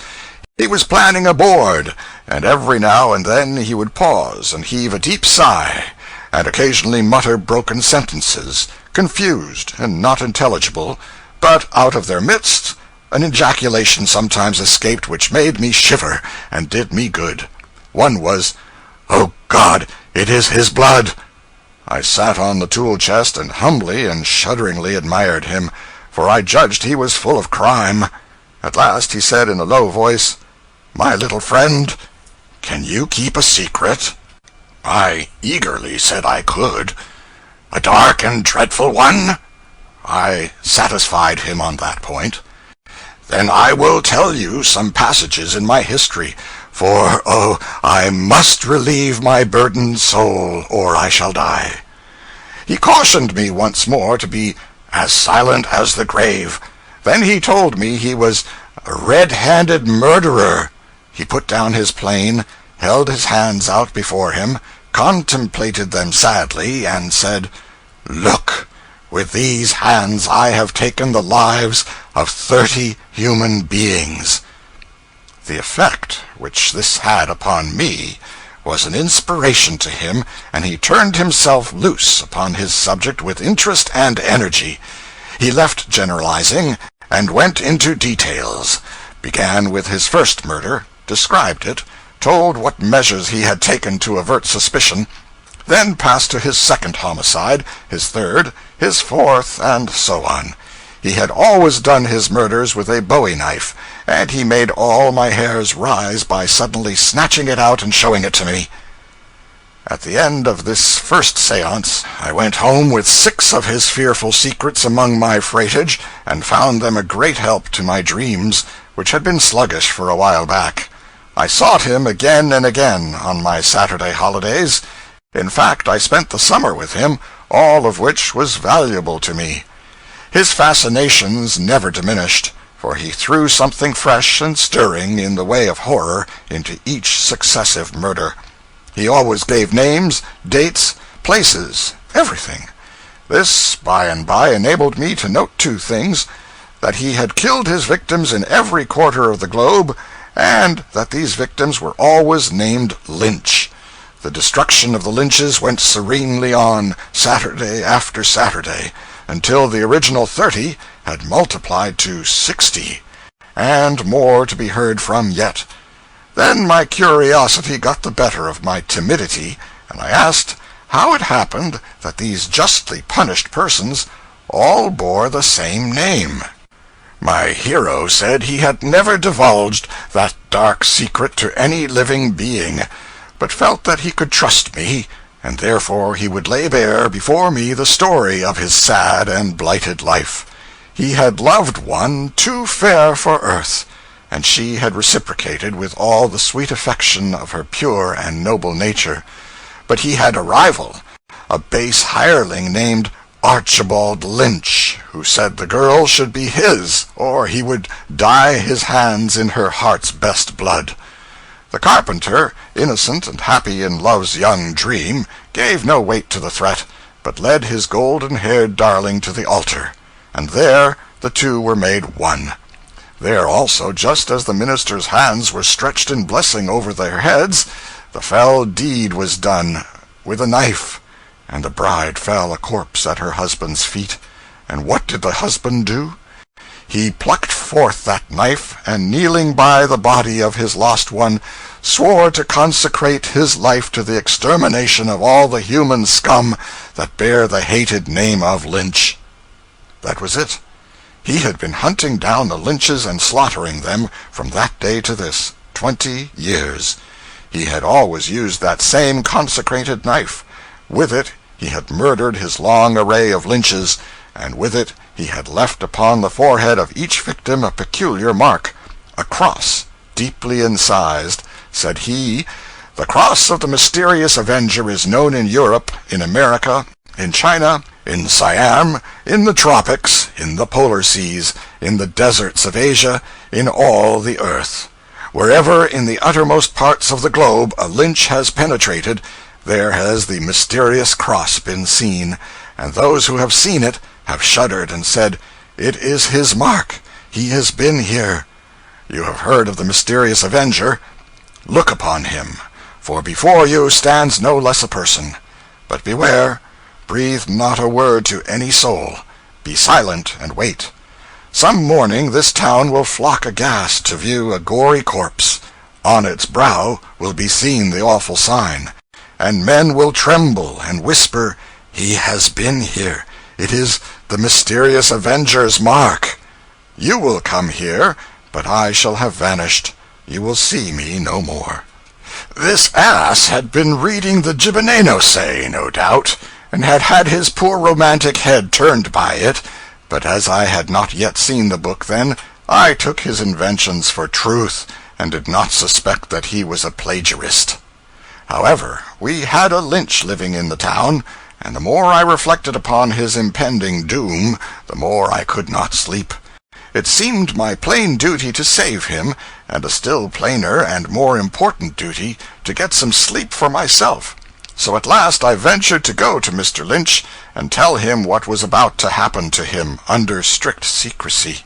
I advised him to fly, and certainly expected him to do it, but he laughed at me, and he did not stop there. He led me down to the carpenter's shop, gave the carpenter a jeering and scornful lecture upon his silly pretensions, slapped his face, made him get down on his knees and beg, then went off and left me to contemplate the cheap and pitiful ruin of what, in my eyes, had so lately been a majestic and incomparable hero. The carpenter blustered, flourished his knife, and doomed this Lynch in his usual volcanic style, the size of his fateful words undiminished. But it was all wasted upon me. He was a hero to me no longer, but only a poor, foolish, exposed humbug. I was ashamed of him, and ashamed of myself. I took no further interest in him, and never went to his shop any more. He was a heavy loss to me, for he was the greatest hero I had ever known. The fellow must have had some talent, for some of his imaginary murders were so vividly and dramatically described that I remember all their details yet. The people of Hannibal are not more changed than is the town. It is no longer a village. It is a city, with a mayor and a council and waterworks, and probably a debt. It has 15,000 people, is a thriving and energetic place, and is paved like the rest of the West and South, where a well-paved street and a good sidewalk are things so seldom seen that one doubts them when he does see them. The customary half-dozen railways center in Hannibal now, and there is a new depot which cost $100,000. In my time the town had no specialty and no commercial grandeur. The daily packet usually landed a passenger and bought a catfish, and took away another passenger and a hatful of freight. But now a huge commerce in lumber has grown up, and a large miscellaneous commerce is one of the results. A deal of money changes hands there now.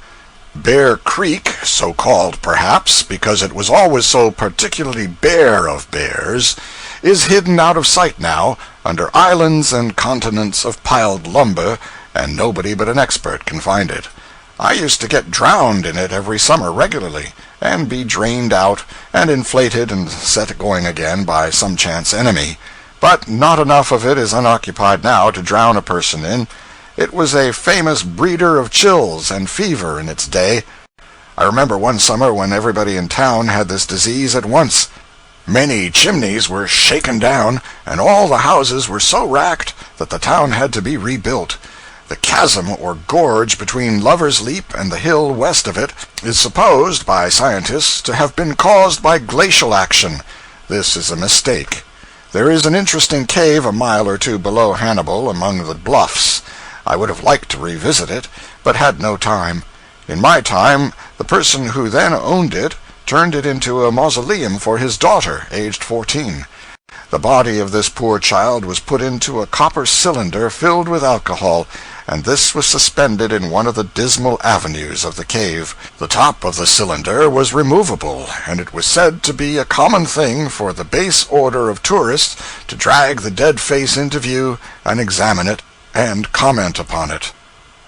Chapter 56. A Question of Law.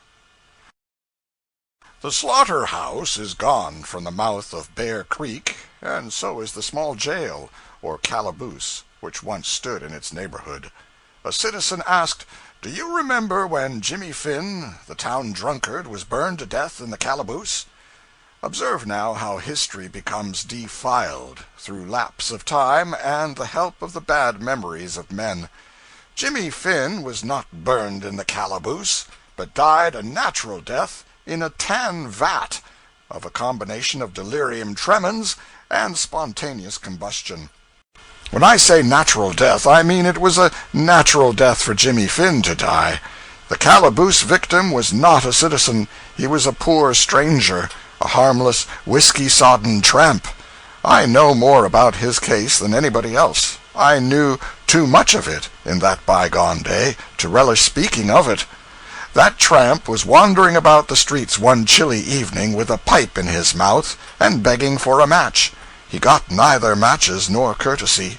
On the contrary, a troop of bad little boys followed him around and amused themselves with nagging and annoying him. I assisted. But at last some appeal which the wayfarer made for forbearance, accompanying it with a pathetic reference to his forlorn and friendless condition, touched such sense of shame and remnant of right feeling as were left in me, and I went away and got him some matches, and then hied me home and to bed, heavily weighted as to conscience, and unbuoyant in spirit. An hour or two afterward, the man was arrested and locked up in the calaboose by the marshal, large name for a constable, but that was his title. At 2 in the morning, the church bells rang for fire, and everybody turned out, of course, I with the rest. The tramp had used his matches disastrously. He had set his straw bed on fire, and the oaken sheathing of the room had caught. When I reached the ground, 200 men, women, and children stood massed together, transfixed with horror, and staring at the grated windows of the jail. Behind the iron bars, and tugging frantically at them, and screaming for help, stood the tramp. He seemed like a black object set against the sun, so white and intense was the light at his back. That marshal could not be found, and he had the only key. A battering ram was quickly improvised, and the thunder of its blows upon the door had so encouraging a sound that the spectators broke into wild cheering, and believed the merciful battle won. But it was not so. The timbers were too strong. They did not yield. It was said that the man's death grip still held fast to the bars after he was dead, and that in this position the fires wrapped him about and consumed him. As to this I do not know. What was seen after I recognized the face that was pleading through the bars was seen by others, not by me. I saw that face, so situated, every night for a long time afterward, and I believed myself as guilty of the man's death as if I had given him the matches purposely, that he might burn himself up with them. I had not a doubt that I should be hanged if my connection with this tragedy were found out. The happenings and the impressions of that time are burnt into my memory, and the study of them entertains me as much now as they did themselves distressed me then. If anybody spoke of that grisly matter, I was all ears in a moment, and alert to hear what might be said, for I was always dreading and expecting to find out that I was suspected. And so fine and so delicate was the perception of my guilty conscience that it often detected suspicion in the most purposeless remarks, and in looks, gestures, glances of the eye which had no significance, but which sent me shivering away in a panic of fright just the same. And how sick it made me when somebody dropped, howsoever carelessly and barren of intent, the remark that "murder will out." For a boy of 10 years, I was carrying a pretty weighty cargo. All this time I was blessedly forgetting one thing, the fact that I was an inveterate talker in my sleep. But one night I awoke and found my bedmate, my younger brother, sitting up in bed and contemplating me by the light of the moon. I said, "What is the matter? You talk so much I can't sleep." I came to a sitting posture in an instant, with my kidneys in my throat and my hair on end. "What did I say? Quick, out with it. What did I say?" "Nothing much." "It's a lie. You know everything." "Everything about what?" "You know well enough. About that." "About what? I don't know what you are talking about. I think you are sick or crazy or something. But anyway, you're awake, and I'll get to sleep while I've got a chance." He fell asleep, and I lay there in a cold sweat, turning this new terror over in the whirling chaos which did duty as my mind. The burden of my thought was, how much did I divulge? How much does he know? What a distress is this uncertainty! But by and by I evolved an idea. I would wake my brother and probe him with a supposititious case. I shook him up and said, "Suppose a man should come to you drunk." "This is foolish. I never get drunk." "I don't mean you, idiot. I mean the man. Suppose a man should come to you drunk, and borrow a knife or a tomahawk or a pistol, and you forgot to tell him it was loaded, and—" "How could you load a tomahawk?" "I don't mean the tomahawk, and I didn't say the tomahawk. I said the pistol. Now don't you keep breaking in that way, because this is serious. There's been a man killed." "What? In this town?" "Yes, in this town." "Well, go on. I won't say a single word." "Well, then, suppose you forgot to tell him to be careful with it, because it was loaded, and he went off and shot himself with that pistol, fooling with it, you know, and probably doing it by accident, being drunk. Well, would it be murder?" "No. Suicide." No, I don't mean his act. I mean yours. Would you be a murderer for letting him have that pistol?" After deep thought came this answer. "Well, I should think I was guilty of something, maybe murder. Yes, probably murder, but I don't quite know." This made me very uncomfortable. However, it was not a decisive verdict. I should have to set out the real case. There seemed to be no other way. But I would do it cautiously, and keep a watch out for suspicious effects. I said, "I was supposing a case, but I am coming to the real one now. Do you know how the man came to be burned up in the calaboose?" "No." "Have you the least idea?" "Not the least." "Wish you may die in your tracks if you have?" "Yes, wish I may die in my tracks." "Well, the way of it was this. The man wanted some matches to light his pipe. A boy got him some. The man set fire to the calaboose with those very matches, and burnt himself up. Is that so? Yes, it is. Now, is that boy a murderer, do you think? Let me see. The man was drunk? Yes, he was drunk. Very drunk? Yes. And the boy knew it? Yes, he knew it. There was a long pause, then came this heavy verdict. If the man was drunk and the boy knew it, the boy murdered that man. This is certain. Faint, sickening sensations crept along all the fibers of my body, and I seemed to know how a person feels who hears his death sentence pronounced from the bench. I waited to hear what my brother would say next. I believed I knew what it would be, and I was right. He said, "I know the boy." I had nothing to say, so I said nothing. I simply shuddered, and then he added, "Yes, before you got half through telling about the thing, I knew perfectly well who the boy was. It was Ben Kuntz." I came out of my collapse as one who rises from the dead. I said with admiration, "Why, how in the world did you ever guess it?" "You told it in your sleep." I said to myself, "How splendid that is! This is a habit which must be cultivated." My brother rattled innocently on. "When you were talking in your sleep, you kept mumbling something about matches, which I couldn't make anything out of. But just now, when you began to tell me about the man and the calaboose and the matches, I remembered that in your sleep you mentioned Ben Kuntz 2 or 3 times. So I put this and that together, you see, and right away I knew it was Ben that burnt that man up." I praised his sagacity effusively.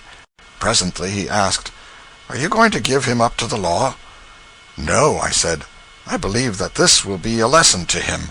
I shall keep an eye on him, of course, for that is but right. But if he stops where he is and reforms, it shall never be said that I betrayed him." "How good you are!" "Well, I try to be. It is all a person can do in a world like this." And now, my burden being shifted to other shoulders, my terrors soon faded away. The day before we left Hannibal, a curious thing fell under my notice, the surprising spread which longitudinal time undergoes there. I learned it from one of the most unostentatious of men, the colored coachman of a friend of mine who lives 3 miles from town. He was to call for me at the Park Hotel at 7:30 p.m. and drive me out, but he missed it considerably, did not arrive till 10. He excused himself by saying, "The time is most an hour and a half slower in the country and what it is in the town." "You'll be in plenty time, boss. Sometimes we shoves out early for church, Sunday, and fetches up the right plumb in the middle of the sermon. Difference in the time. A body can't make no calculations about it." I had lost 2 hours and a half, but I had learned a fact worth 4. Chapter 57. An Archangel. From St. Louis northward there are all the enlivening signs of the presence of active, energetic, intelligent, prosperous, practical 19th century populations. The people don't dream, they work.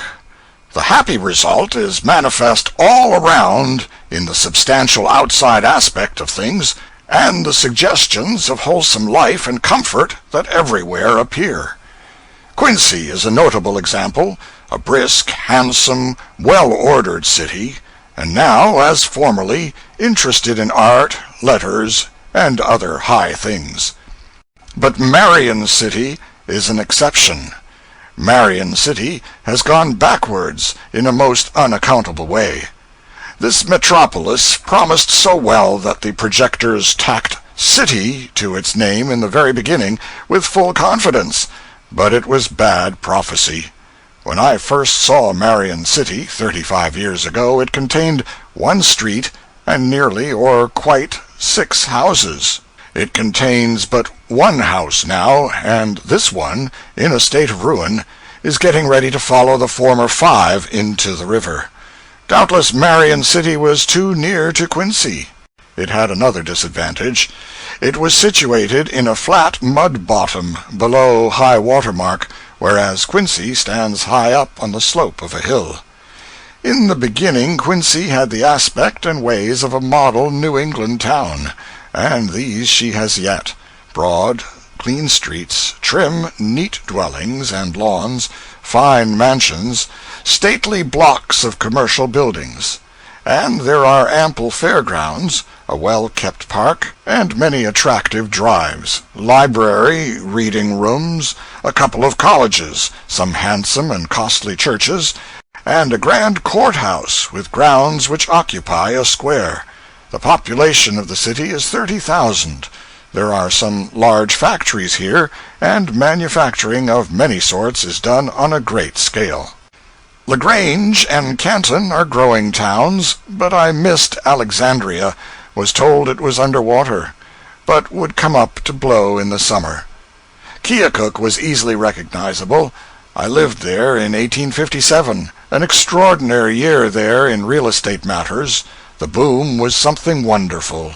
Everybody bought, everybody sold, except widows and preachers. They always hold on, and when the tide ebbs, they get left. Anything in the semblance of a town lot, no matter how situated, was saleable, and at a figure which would still have been high if the ground had been sodded with greenbacks. The town has a population of 15,000 now, and is progressing with a healthy growth. It was night, and we could not see details, for which we were sorry, for Keokuk has the reputation of being a beautiful city. It was a pleasant one to live in long ago, and doubtless has advanced, not retrograded in that respect. A mighty work which was in progress there in my day is finished now. This is the canal over the rapids. It is 8 miles long, 300 feet wide, and is in no place less than 6 feet deep. Its masonry is of the majestic kind which the War Department usually deals in, and will endure like a Roman aqueduct. The work cost 4 or 5 millions. After an hour or two spent with former friends, we started up the river again. Keokuk, a long time ago, was an occasional loafing place of that erratic genius Henry Clay Dean. I believe I never saw him but once, but he was much talked of when I lived there.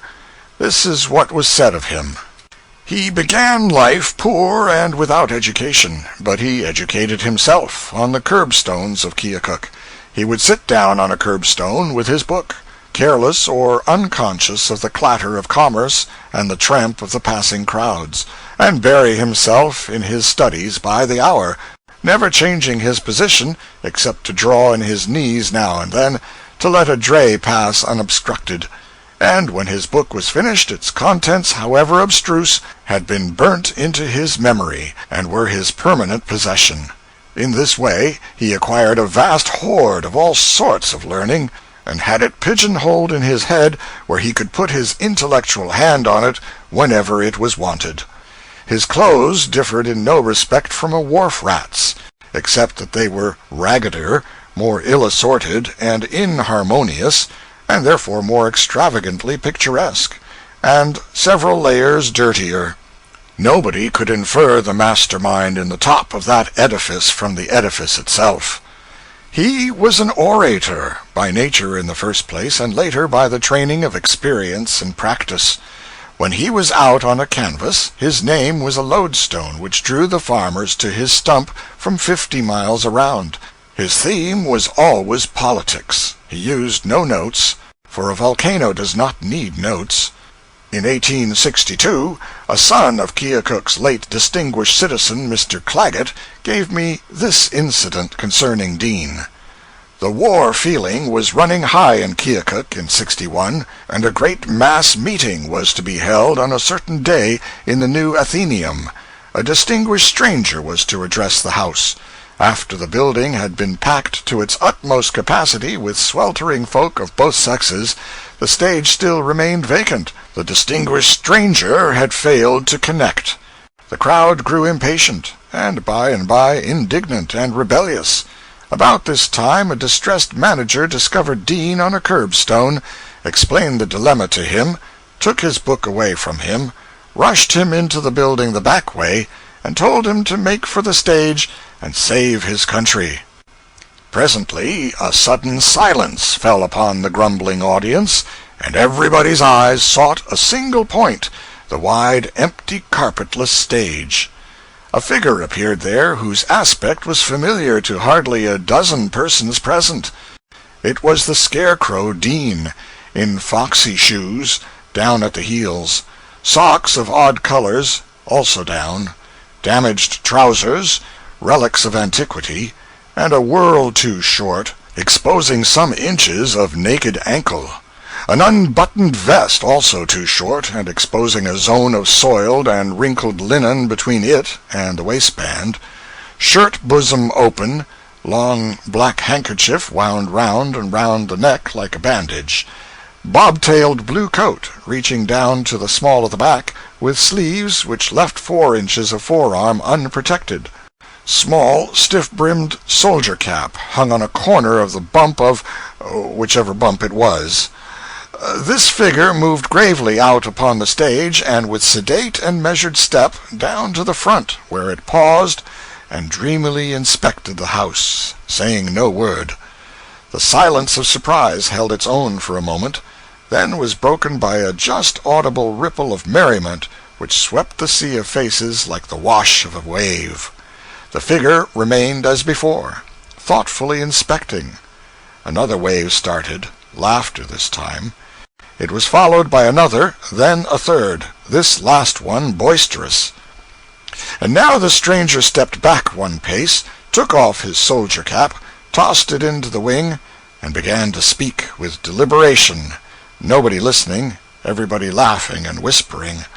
The speaker talked on unembarrassed, and presently delivered a shot which went home, and silence and attention resulted. He followed it quick and fast with other telling things, warmed to his work, and began to pour his words out instead of dripping them, grew hotter and hotter, and fell to discharging lightnings and thunder.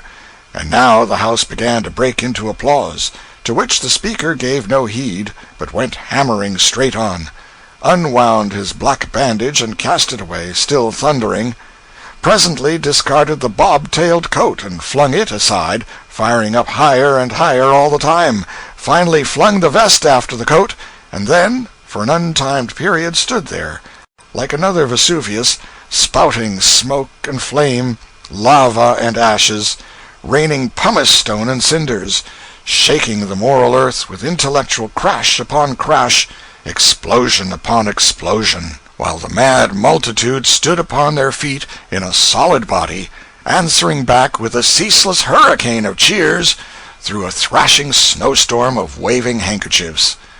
When Dean came, said Claggett, the people thought he was an escaped lunatic, but when he went, they thought he was an escaped archangel. Burlington, home of the sparkling Burdette, is another hill city, and also a beautiful one.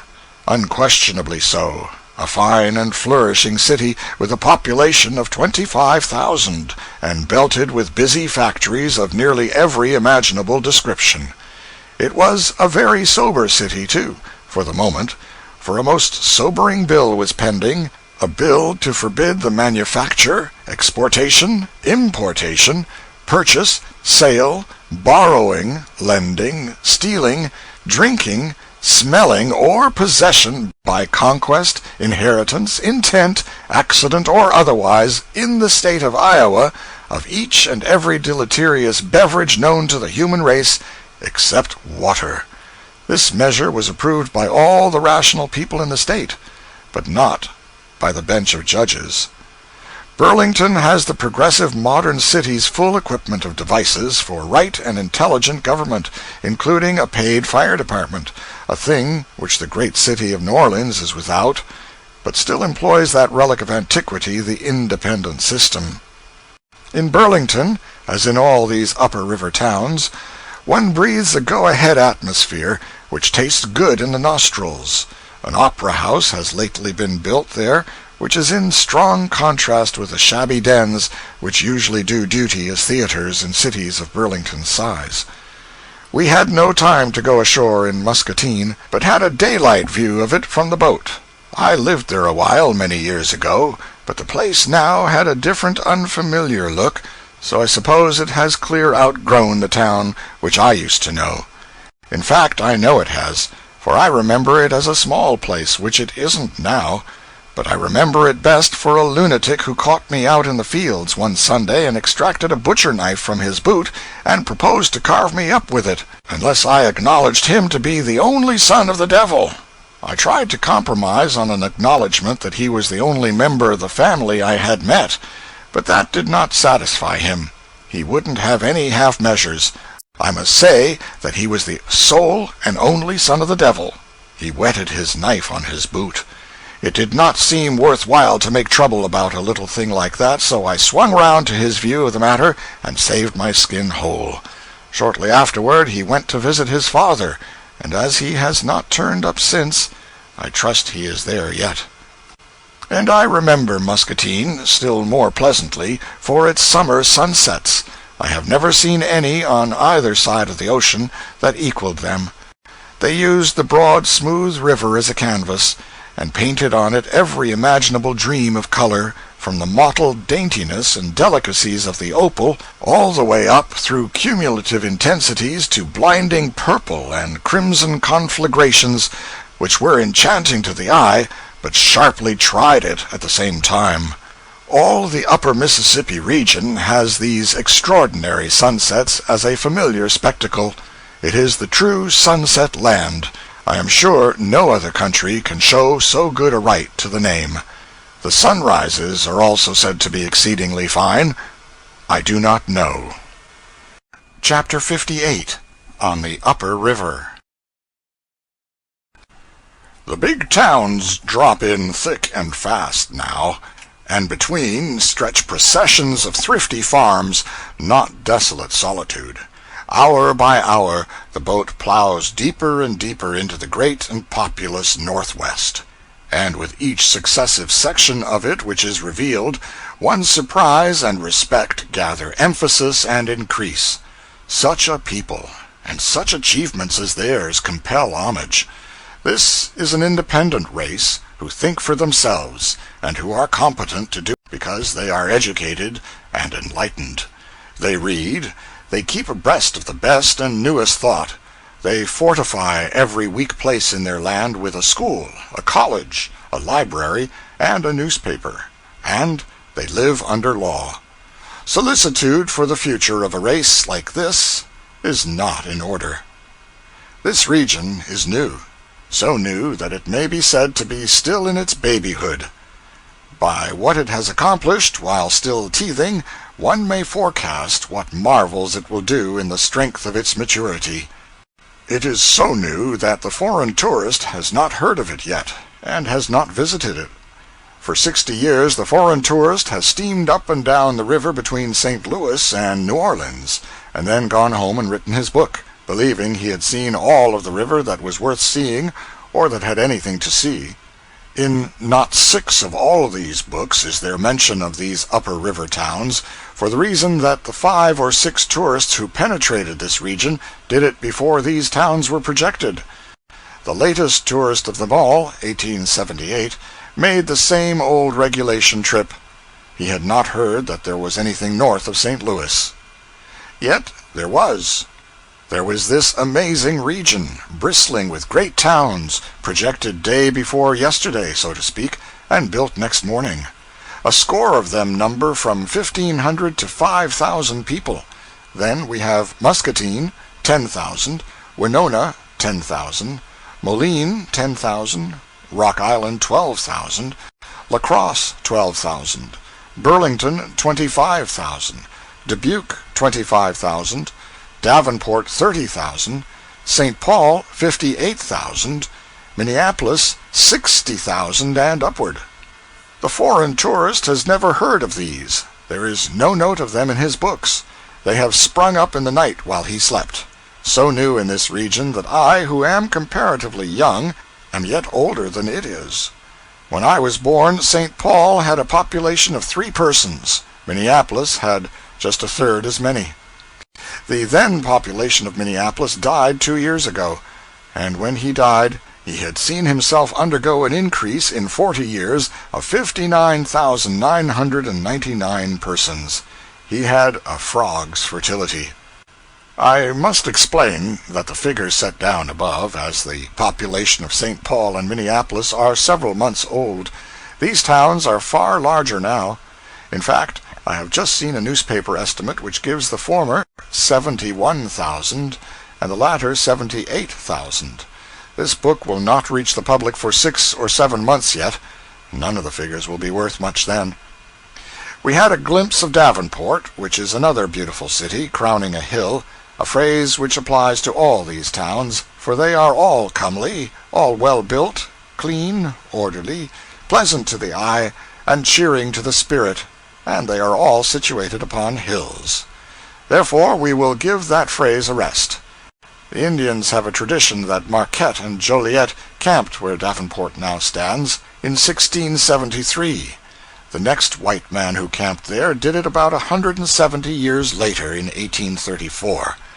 Davenport has gathered its 30,000 people within the past 30 years. She sends more children to her schools now than her whole population numbered 23 years ago. She has the usual upper river quota of factories, newspapers, and institutions of learning. She has telephones, local telegraphs, an electric alarm, and an admirable paid fire department consisting of 6 hook and ladder companies, 4 steam fire engines, and 30 churches. Davenport is the official residence of 2 bishops, Episcopal and Catholic. Opposite Davenport is the flourishing town of Rock Island, which lies at the foot of the upper rapids. A great railroad bridge connects the 2 towns, one of the 13 which fret the Mississippi and the pilots between St. Louis and St. Paul. The charming island of Rock Island, 3 miles long and half a mile wide, belongs to the United States, and the government has turned it into a wonderful park, enhancing its natural attractions by art, and threading its fine forests with many miles of drives. Near the center of the island one catches glimpses through the trees of 10 vast stone 4-story buildings, each of which covers an acre of ground. These are the government workshops. For the Rock Island establishment is a national armory and arsenal. We move up the river, always through enchanting scenery, there being no other kind on the upper Mississippi, and pass Moline, a center of vast manufacturing industries, and Clinton and Lyons, great lumber centers, and presently reach Dubuque, which is situated in a rich mineral region. The lead mines are very productive, and of wide extent. Dubuque has a great number of manufacturing establishments, among them a plow factory which has for customers all Christendom in general, at least so I was told by an agent of the concern who was on the boat. He said, "You show me any country under the sun where they really know how to plow, and if I don't show you our mark on the plow they use, I'll eat that plow, and I won't ask for any Worcestershire sauce to flavor it up with either." All this part of the river is rich in Indian history and traditions. Black Hawk's was once a puissant name hereabouts, as was Keokuk's further down. A few miles below Dubuque is the Tête de Mort, Death's Head Rock, or bluff, to the top of which the French drove a band of Indians in early times, and cooped them up there, with death for a certainty, and only the manner of it matter of choice, to starve or jump off and kill themselves. Black Hawk adopted the ways of the white people toward the end of his life, and when he died he was buried near Des Moines in Christian fashion, modified by Indian custom. That is to say, clothed in a Christian military uniform, and with a Christian cane in his hand, but deposited in the grave in a sitting posture. Formerly, a horse had always been buried with a chief. The substitution of the cane shows that Black Hawk's haughty nature was really humbled, and he expected to walk when he got over. We noticed that above Dubuque the water of the Mississippi was olive green, rich and beautiful and semi-transparent with the sun on it. Of course the water was nowhere as clear or of as fine a complexion as it is in some other seasons of the year, for now it was at flood stage, and therefore dimmed and blurred by the mud manufactured from caving banks. The majestic bluffs that overlook the river, along through this region, charm one with the grace and variety of their forms, and the soft beauty of their adornment. The steep verdant slope, whose base is at the water's edge, is topped by a lofty rampart of broken turreted rocks, which are exquisitely rich and mellow in color, mainly dark browns and dull greens, but splashed with other tints. And then you have the shining river, winding here and there and yonder, its sweep interrupted at intervals by clusters of wooded islands threaded by silver channels. And you have glimpses of distant villages asleep upon capes, and of stealthy rafts slipping along in the shade of the forest walls, and of white steamers vanishing around remote points. And it is all as tranquil and reposeful as dreamland, and has nothing this worldly about it, nothing to hang a fret or a worry upon. Until the unholy train comes tearing along, which it presently does, ripping the sacred solitude to rags and tatters with its devil's war-whoop and the roar and thunder of its rushing wheels, and straightway you are back in this world, and with one of its frets ready to hand for your entertainment. For you remember that this is the very road whose stock always goes down after you buy it, and always goes up again as soon as you sell it. It makes me shudder to this day to remember that I once came near not getting rid of my stock at all. It must be an awful thing to have a railroad left on your hands. The locomotive is in sight from the deck of the steamboat almost the whole way from St. Louis to St. Paul, 800 miles. These railroads have made havoc with the steamboat commerce. The clerk of our boat was a steamboat clerk before these roads were built. In that day the influx of population was so great and the freight business so heavy that the boats were not able to keep up with the demands made upon their carrying capacity. Consequently, the captains were very independent and airy, pretty biggity, as Uncle Remus would say. The clerk nutshelled the contrast between the former time and the present, thus: boat used to land, captain on hurricane roof, mighty stiff and straight, iron ramrod for a spine, kid gloves, plug tile, hair parted behind. Man on shore takes off hat and says, "Got 28 tons a week, Captain. Be great favor if you can take them." Captain says, "I'll take 2 of them," and don't even condescend to look at him. But nowadays the captain takes off his old slouch and smiles all the way round to the back of his ears and gets off a bow which he hasn't got any ramrod to interfere with, and says, "Glad to see you, Smith, glad to see you. You're looking well. Haven't seen you looking so well for years. What do you got for us?" "Nothing," says Smith, and keeps his hat on, just turns his back and goes to talking with somebody else. Oh, yes, 8 years ago the captain was on top, but it's Smith's turn now. 8 years ago a boat used to go up the river with every stateroom full, and people piled 5 and 6 deep on the cabin floor, and a solid deckload of immigrants and harvesters down below, into the bargain. To get a first-class stateroom, you'd got to prove 16 quarterings of nobility and 400 years of descent, or be personally acquainted with the nigger that blacked the captain's boots. But it's all changed now. Plenty staterooms above, no harvesters below. There's a patent self-binder now, and they don't have harvesters any more. They've gone where the woodbine twineth. And they didn't go by steamboat either. Went by train. Up in this region we met massed acres of lumber rafts coming down, but not floating leisurely along in the old-fashioned way, manned with joyous and reckless crews of fiddling, song-singing, whiskey-drinking, break-down-dancing rapscallions. No, the whole thing was shoved swiftly along by a powerful stern-wheeler, modern fashion, and the small crews were quiet, orderly men of a sedate business aspect, with not a suggestion of romance about them anywhere. Along here somewhere on a black night we ran some exceedingly narrow and intricate island chutes by aid of the electric light. Behind was solid blackness, a crackless bank of it. Ahead, a narrow elbow of water curving between dense walls of foliage that almost touched our bows on both sides. And here every individual leaf and every individual ripple stood out in its natural color, and flooded with a glare as of noonday intensified. The effect was strange and fine, and very striking.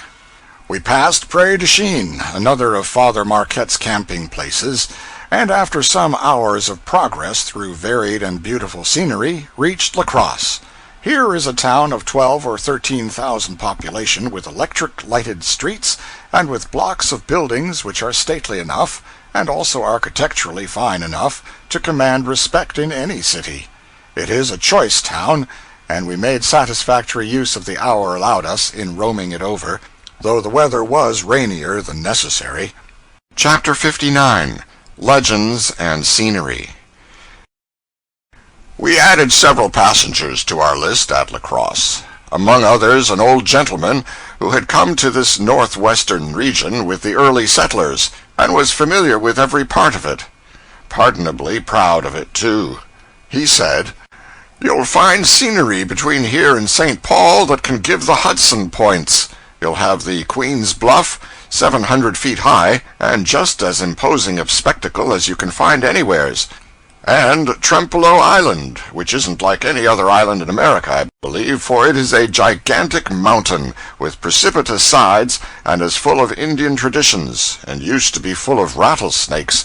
If you catch the sun just right there, you will have a picture that will stay with you. And above Winona, you'll have lovely prairies, and then come the Thousand Islands, too beautiful for anything. Green? Why, you never saw foliage so green, nor packed so thick. It's like 1,000 plush cushions afloat on a looking-glass, when the water's still. And then the monstrous bluffs on both sides of the river, ragged, rugged, dark-complected, just the frame that's wanted. You always want a strong frame, you know, to throw up the nice points of a delicate picture and make them stand out. The old gentleman also told us a touching Indian legend or two, but not very powerful ones. After this excursion into history, he came back to the scenery, and described it, detail by detail, from the Thousand Islands to St. Paul, naming its names with such facility, tripping along his theme with such nimble and confident ease, slamming in a 3-ton word here and there with such a complacent air of "'tisn't anything, I can do it any time I want to," and letting off fine surprises of lurid eloquence at such judicious intervals that I presently began to suspect, but no matter what I began to suspect, hear him. 10 miles above Winona we come to Fountain City, nestling sweetly at the feet of cliffs that lift their awful fronts, Jove-like, toward the blue depths of heaven, bathing them in virgin atmospheres that have known no other contact save that of angels' wings. And next we glide through silver waters, amid lovely and stupendous aspects of nature that attune our hearts to adoring admiration, about 12 miles, and strike Mount Vernon, 600 feet high, with romantic ruins of a once first-class hotel perched far among the cloud shadows that mottle its dizzy heights, sole remnant of once flourishing Mount Vernon, town of early days, now desolate and utterly deserted. And so we move on. Past Chimney Rock we fly, noble shaft of 600 feet. Then, just before landing at Minneska, our attention is attracted by a most striking promontory rising over 500 feet, the ideal mountain pyramid. Its conic shape, thickly wooded surface girding its sides, and its apex like that of a cone, cause the spectator to wonder at nature's workings. From its dizzy heights, superb views of the forests, streams, bluffs, hills and dales below, and beyond for miles, are brought within its focus. What grander river scenery can be conceived as we gaze upon this enchanting landscape from the uppermost point of these bluffs upon the valleys below? The primeval wildness and awful loneliness of these sublime creations of nature and nature's God excite feelings of unbounded admiration, and the recollection of which can never be effaced from the memory as we view them in any direction. Next we have the lion's head and the lioness's head, carved by nature's hand to adorn and dominate the beauteous stream, and then anon the river widens, and a most charming and magnificent view of the valley before us suddenly bursts upon our vision. Rugged hills clad with verdant forests from summit to base, level prairie lands, holding in their lap the beautiful Wabasha, city of the healing waters, puissant foe of Bright's disease, and that grandest conception of nature's works, incomparable Lake Pippin, These constitute a picture whereon the tourist's eye may gaze uncounted hours with rapture unappeased and unappeasable.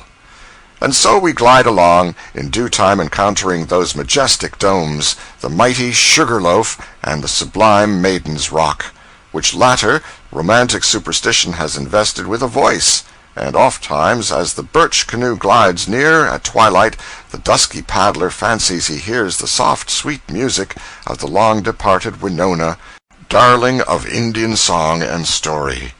Then Frontenac looms upon our vision, delightful resort of jaded summer tourists. Then progressive Red Wing, and Diamond Bluff, impressive and preponderous in its lone sublimity. Then Prescott, and the St. Croix. And anon we see bursting upon us the domes and steeples of St. Paul, giant young chief of the North, marching with 7 league stride in the van of progress, banner-bearer of the highest and newest civilization, carving his beneficent way with the tomahawk of commercial enterprise, sounding the war-whoop of Christian culture, tearing off the reeking scalp of sloth and superstition to plant there the steam-plow and the schoolhouse, ever in his front stretch arid lawlessness, ignorance, crime, despair. Ever in his wake bloom the jail, the gallows, and the pulpit. And ever— Have you ever traveled with a panorama? I have formerly served in that capacity. My suspicion was confirmed. Do you still travel with it? No, she is laid up till the fall season opens. I am helping now to work up the materials for a tourist guide which the St. Louis and St. Paul Packet Company are going to issue this summer for the benefit of travelers who go by that line. When you were talking of Maiden's Rock, you spoke of the long-departed Winona, darling of Indian song and story. Is she the Maiden of the Rock? And are the two connected by legend? Yes, and a very tragic and painful one. Perhaps the most celebrated as well as the most pathetic of all the legends of the Mississippi. We asked him to tell it. He dropped out of his conversational vein and back into his lecture gait without an effort, and rolled on as follows. A little distance above Lake City is a famous point known as Maiden's Rock, which is not only a picturesque spot, but is full of romantic interest from the event which gave it its name. Not many years ago this locality was a favorite resort for the Sioux Indians on account of the fine fishing and hunting to be had there, and large numbers of them were always to be found in this locality. Among the families which used to resort here was one belonging to the tribe of Wabasha. Winona, firstborn, was the name of a maiden who had plighted her troth to a lover belonging to the same band. But her stern parents had promised her hand to another, a famous warrior, and insisted on her wedding him. The day was fixed by her parents, to her great grief. She appeared to accede to the proposal and accompany them to the rock, for the purpose of gathering flowers for the feast. On reaching the rock, Winona ran to its summit, and standing on its edge, upbraided her parents who were below for their cruelty, and then, singing a death dirge, threw herself from the precipice and dashed them in pieces on the rock below. Dashed who in pieces? Her parents? Yes. Well, it certainly was a tragic business, as you say, and moreover, there is a startling kind of dramatic surprise about it which I was not looking for. It is a distinct improvement upon the threadbare form of Indian legend. There are 50 lovers' leaps along the Mississippi from whose summit disappointed Indian girls have jumped, but this is the only jump in the lot that turned out in the right and satisfactory way. What became of Winona?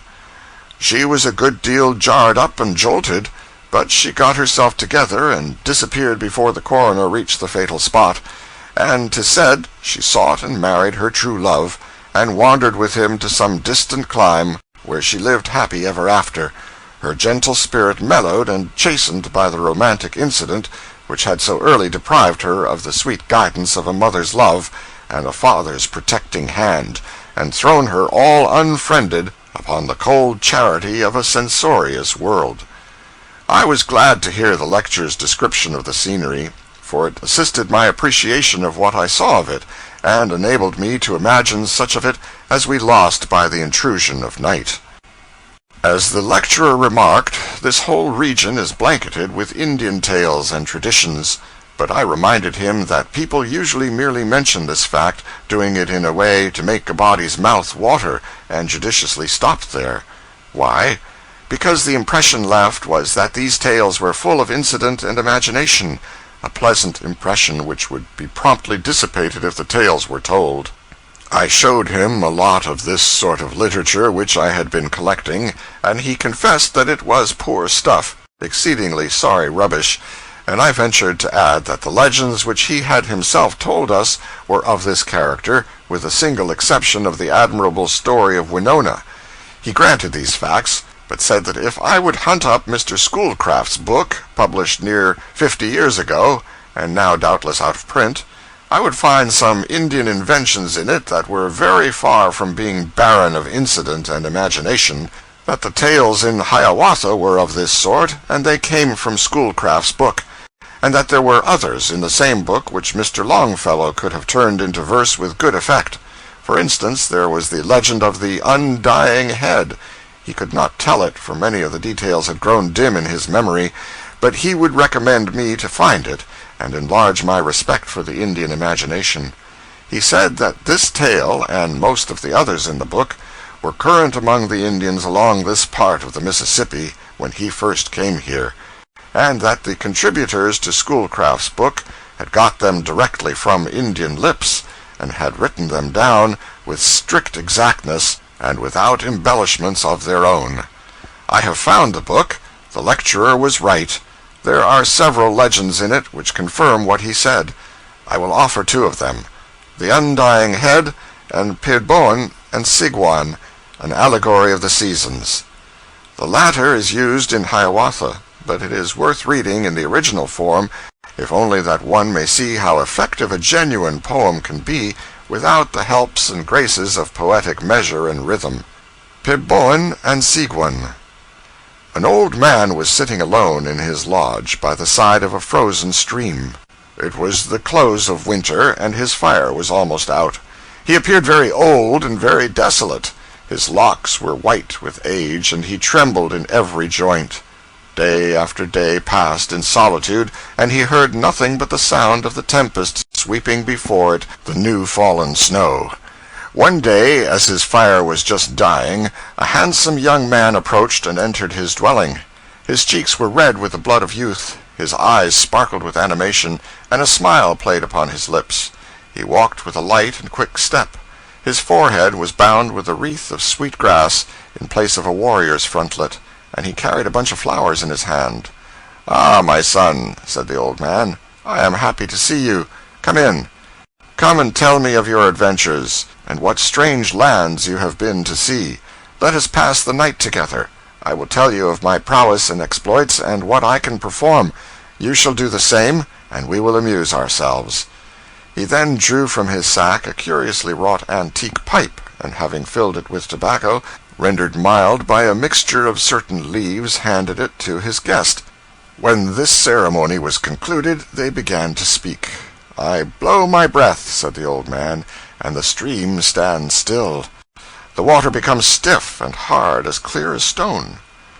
"I breathe," said the young man, "and flowers spring up over the plain." "I shake my locks," retorted the old man, "and snow covers the land. The leaves fall from the trees at my command, and my breath blows them away. The birds get up from the water and fly to a distant land. The animals hide themselves from my breath, and the very ground becomes as hard as flint." "I shake my ringlets," rejoined the young man, "and warm showers of soft rain fall upon the earth. The plants lift up their heads out of the earth, like the eyes of children glistening with delight. My voice recalls the birds. The warmth of my breath unlocks the streams. Music fills the groves wherever I walk, and all nature rejoices." At length the sun began to rise. A gentle warmth came over the place. The tongue of the old man became silent. The robin and bluebird began to sing on top of the lodge. The stream began to murmur by the door, and the fragrance of growing herbs and flowers came softly on the vernal breeze. Daylight fully revealed to the young man the character of his entertainer. When he looked upon him, he had the icy visage of Peboan, footnote, winter. Streams began to flow from his eyes. As the sun increased, he grew less and less in stature, and anon had melted completely away. Nothing remained on the place of his lodge fire but the miscodid, footnote, the trailing arbutus, a small white flower with a pink border, which is one of the earliest species of northern plants. The undying head is a rather long tale, but it makes up in weird conceits, fairy-tale prodigies, variety of incident, and energy of movement for what it lacks in brevity. Footnote, see Appendix D. Chapter 60, Speculations and Conclusions. We reached St. Paul at the head of navigation of the Mississippi, and there our voyage of 2,000 miles from New Orleans ended. It is about a 10-day trip by steamer. It can probably be done quicker by rail. I judge so because I know that one may go by rail from St. Louis to Hannibal, a distance of at least 120 miles, in 7 hours. This is better than walking, unless one is in a hurry. The season being far advanced when we were in New Orleans, the roses and magnolia blossoms were falling. But here in St. Paul it was the snow. In New Orleans we had caught an occasional withering breath from over a crater, apparently. Here in St. Paul we caught a frequent benumbing one from over a glacier, apparently. But I wander from my theme. St. Paul is a wonderful town. It is put together in solid blocks of honest brick and stone, and has the air of intending to stay. Its post office was established 36 years ago, and by, when the postmaster received a letter, he carried it to Washington, horseback, to inquire what was to be done with it. Such is the legend. 2 frame houses were built that year, and several persons were added to the population. A recent number of the leading St. Paul paper, the Pioneer Press, gives some statistics which furnish a vivid contrast to that old state of things, to wit, population, autumn of the present year, 1882, 71,000. Number of letters handled, first half of the year, 1,209,387. Number of houses built during 3/4 of the year, 989. Their cost, $3,186,000. The increase of letters over the corresponding 6 months of last year was 50%. Last year, the new buildings added to the city cost above $4,500,000. St. Paul's strength lies in her commerce. I mean, his commerce. He is a manufacturing city, of course. All the cities of that region are. But he is peculiarly strong in the matter of commerce. Last year his jobbing trade amounted to upwards of $52 million. He has a custom house, and is building a costly capitol to replace the one recently burned, for he is the capital of the state. He has churches without end, and not the cheap poor kind, but the kind that the rich Protestant puts up, the kind that the poor Irish hired girl delights to erect. What a passion for building majestic churches the Irish hired girl has! It is a fine thing for our architecture, but too often we enjoy her stately fanes without giving her a grateful thought.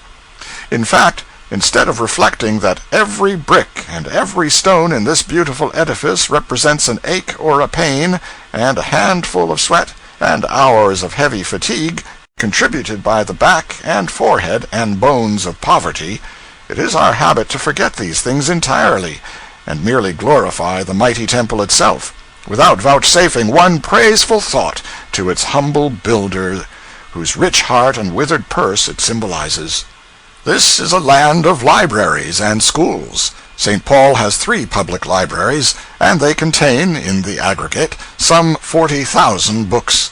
He has 116 schoolhouses, and pays out more than $70,000 a year in teachers' salaries. There is an unusually fine railway station. So large is it, in fact, that it seemed somewhat overdone in the matter of size at first, but at the end of a few months it was perceived that the mistake was distinctly the other way. The error is to be corrected. The town stands on high ground. It is about 700 feet above the sea level. It is so high that a wide view of river and lowland is offered from the streets. It is a very wonderful town indeed, and is not finished yet. All the streets are obstructed with building material, and this is being compacted into houses as fast as possible to make room for more, for other people are anxious to build as soon as they can get the use of the streets to pile up their bricks and stuff in. How solemn and beautiful is the thought that the earliest pioneer of civilization, the van leader of civilization, is never the steamboat, never the railroad, never the newspaper, never the Sabbath-day school, never the missionary, but always whiskey. Such is the case. Look history over, you will see. The missionary comes after the whiskey. I mean, he arrives after the whiskey has arrived. Next comes the poor immigrant with axe and hoe and rifle. Next the trader. Next the miscellaneous rush. Next the gambler, the desperado, the highwayman, and all their kindred in sin of both sexes. And next the smart chap who has brought up an old grant that covers all the land. This brings the lawyer tribe. The vigilance committee brings the undertaker. All these interests bring the newspaper. The newspaper starts up politics and a railroad. All hands turn to and build a church and a jail, and behold, civilization is established forever in the land. But whiskey, you see, was the van leader in this beneficent work. It always is. It was like a foreigner, and excusable in a foreigner, to be ignorant of this great truth and wander off into astronomy, to borrow a symbol. But if he had been conversant with the facts, he would have said, "Westward the jug of empire takes its way." This great van leader arrived upon the ground which St. Paul now occupies in June 1837. Yes, at that date, Pierre Parent, a Canadian, built the first cabin, uncorked his jug, and began to sell whiskey to the Indians. The result is before us. All that I have said of the newness, briskness, swift progress, wealth, intelligence, fine and substantial architecture, and general slash-and-go and energy of St. Paul will apply to his near neighbor, Minneapolis, with the addition that the latter is the bigger of the two cities. These extraordinary towns were 10 miles apart a few months ago, but were growing so fast that they may possibly be joined now and getting along under a single mayor. At any rate, within 5 years from now there will be at least such a substantial ligament of buildings stretching between them and uniting them that a stranger will not be able to tell where the one Siamese twin leaves off and the other begins. Combined, they will then number a population of 250,000, if they continue to grow as they are now growing. Thus, this center of population at the head of Mississippi navigation will then begin a rivalry as to numbers with that center of population at the foot of it, New Orleans. Minneapolis is situated at the Falls of St. Anthony, which stretch across the river 1,500 feet and have a fall of 82 feet. A water power which by art has been made of inestimable value, business-wise, though somewhat to the damage of the falls as a spectacle, or as a background against which to get your photograph taken. 30 flouring mills turn out 2,000,000 barrels of the very choicest of flour every year. 20 sawmills produce 200 million feet of lumber annually. Then there are woolen mills, cotton mills, paper and oil mills, and sash, nail, furniture, barrel, and other factories without number, so to speak. The great flouring mills here and at St. Paul use the new process and mash the wheat by rolling instead of grinding it. 16 railroads meet in Minneapolis, and 65 passenger trains arrive and depart daily. In this place, as in St. Paul, journalism thrives. Here there are 3 great dailies, 10 weeklies, and 3 monthlies. There is a university with 400 students, and better still, its good efforts are not confined to enlightening the one sex. There are 16 public schools, with buildings which cost $500,000. There are 6,000 pupils and 128 teachers. There are also 70 churches existing, and a lot more projected. The banks aggregate a capital of $3 million, and the wholesale jobbing trade of the town amounts to $50 million a year.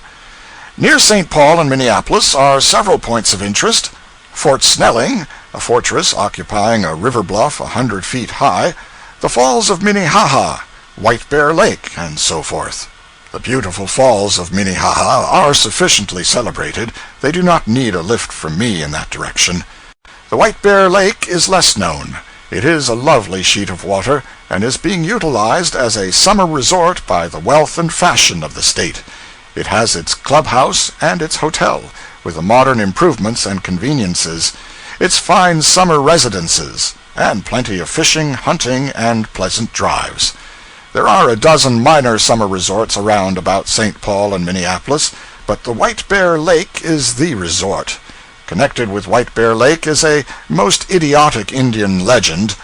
I would resist the temptation to print it here if I could, but the task is beyond my strength. The guidebook names the preserver of the legend and compliments his facile pen. Without further comment or delay, then, let us turn the said facile pen loose upon the reader. A Legend of White Bear Lake. Every spring, for perhaps a century, or as long as there has been a nation of red men, an island in the middle of White Bear Lake has been visited by a band of Indians for the purpose of making maple sugar. Tradition says that many springs ago, while upon this island, a young warrior loved and wooed the daughter of his chief, and it is said also the maiden loved the warrior.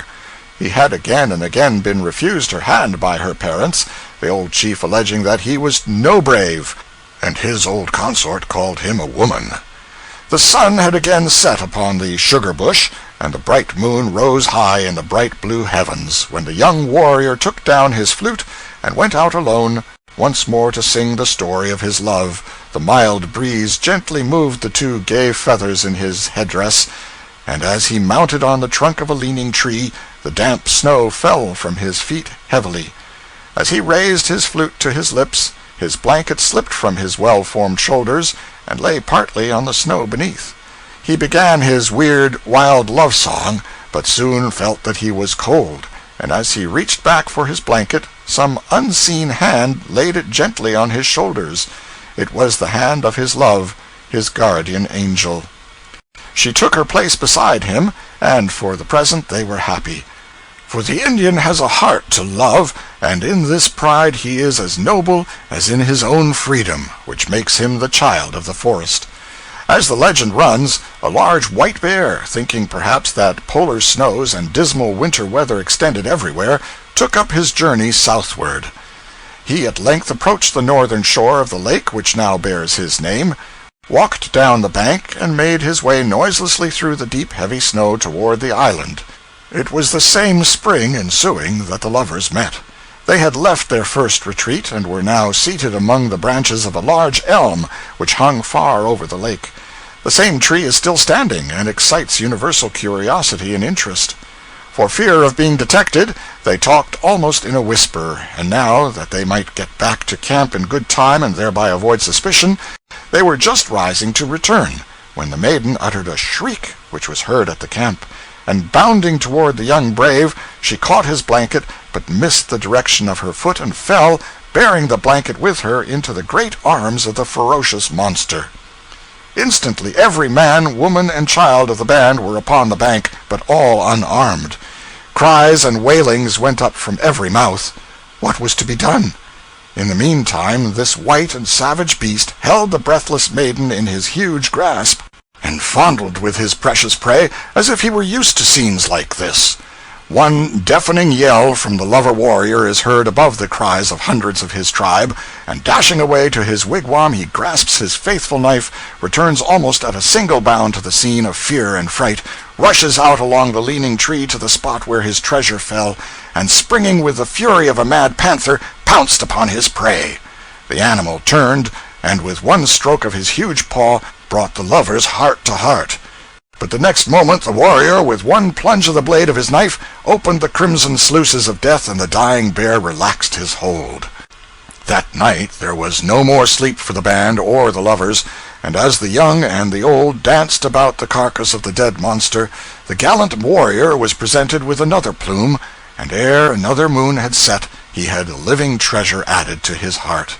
Their children for many years played upon the skin of the white bear from which the lake derives its name, and the maiden and the brave remembered long the fearful scene and rescue that made them one. For Kisemipa and Kagoka could never forget their fearful encounter with the huge monster that came so near to sending them to the happy hunting ground.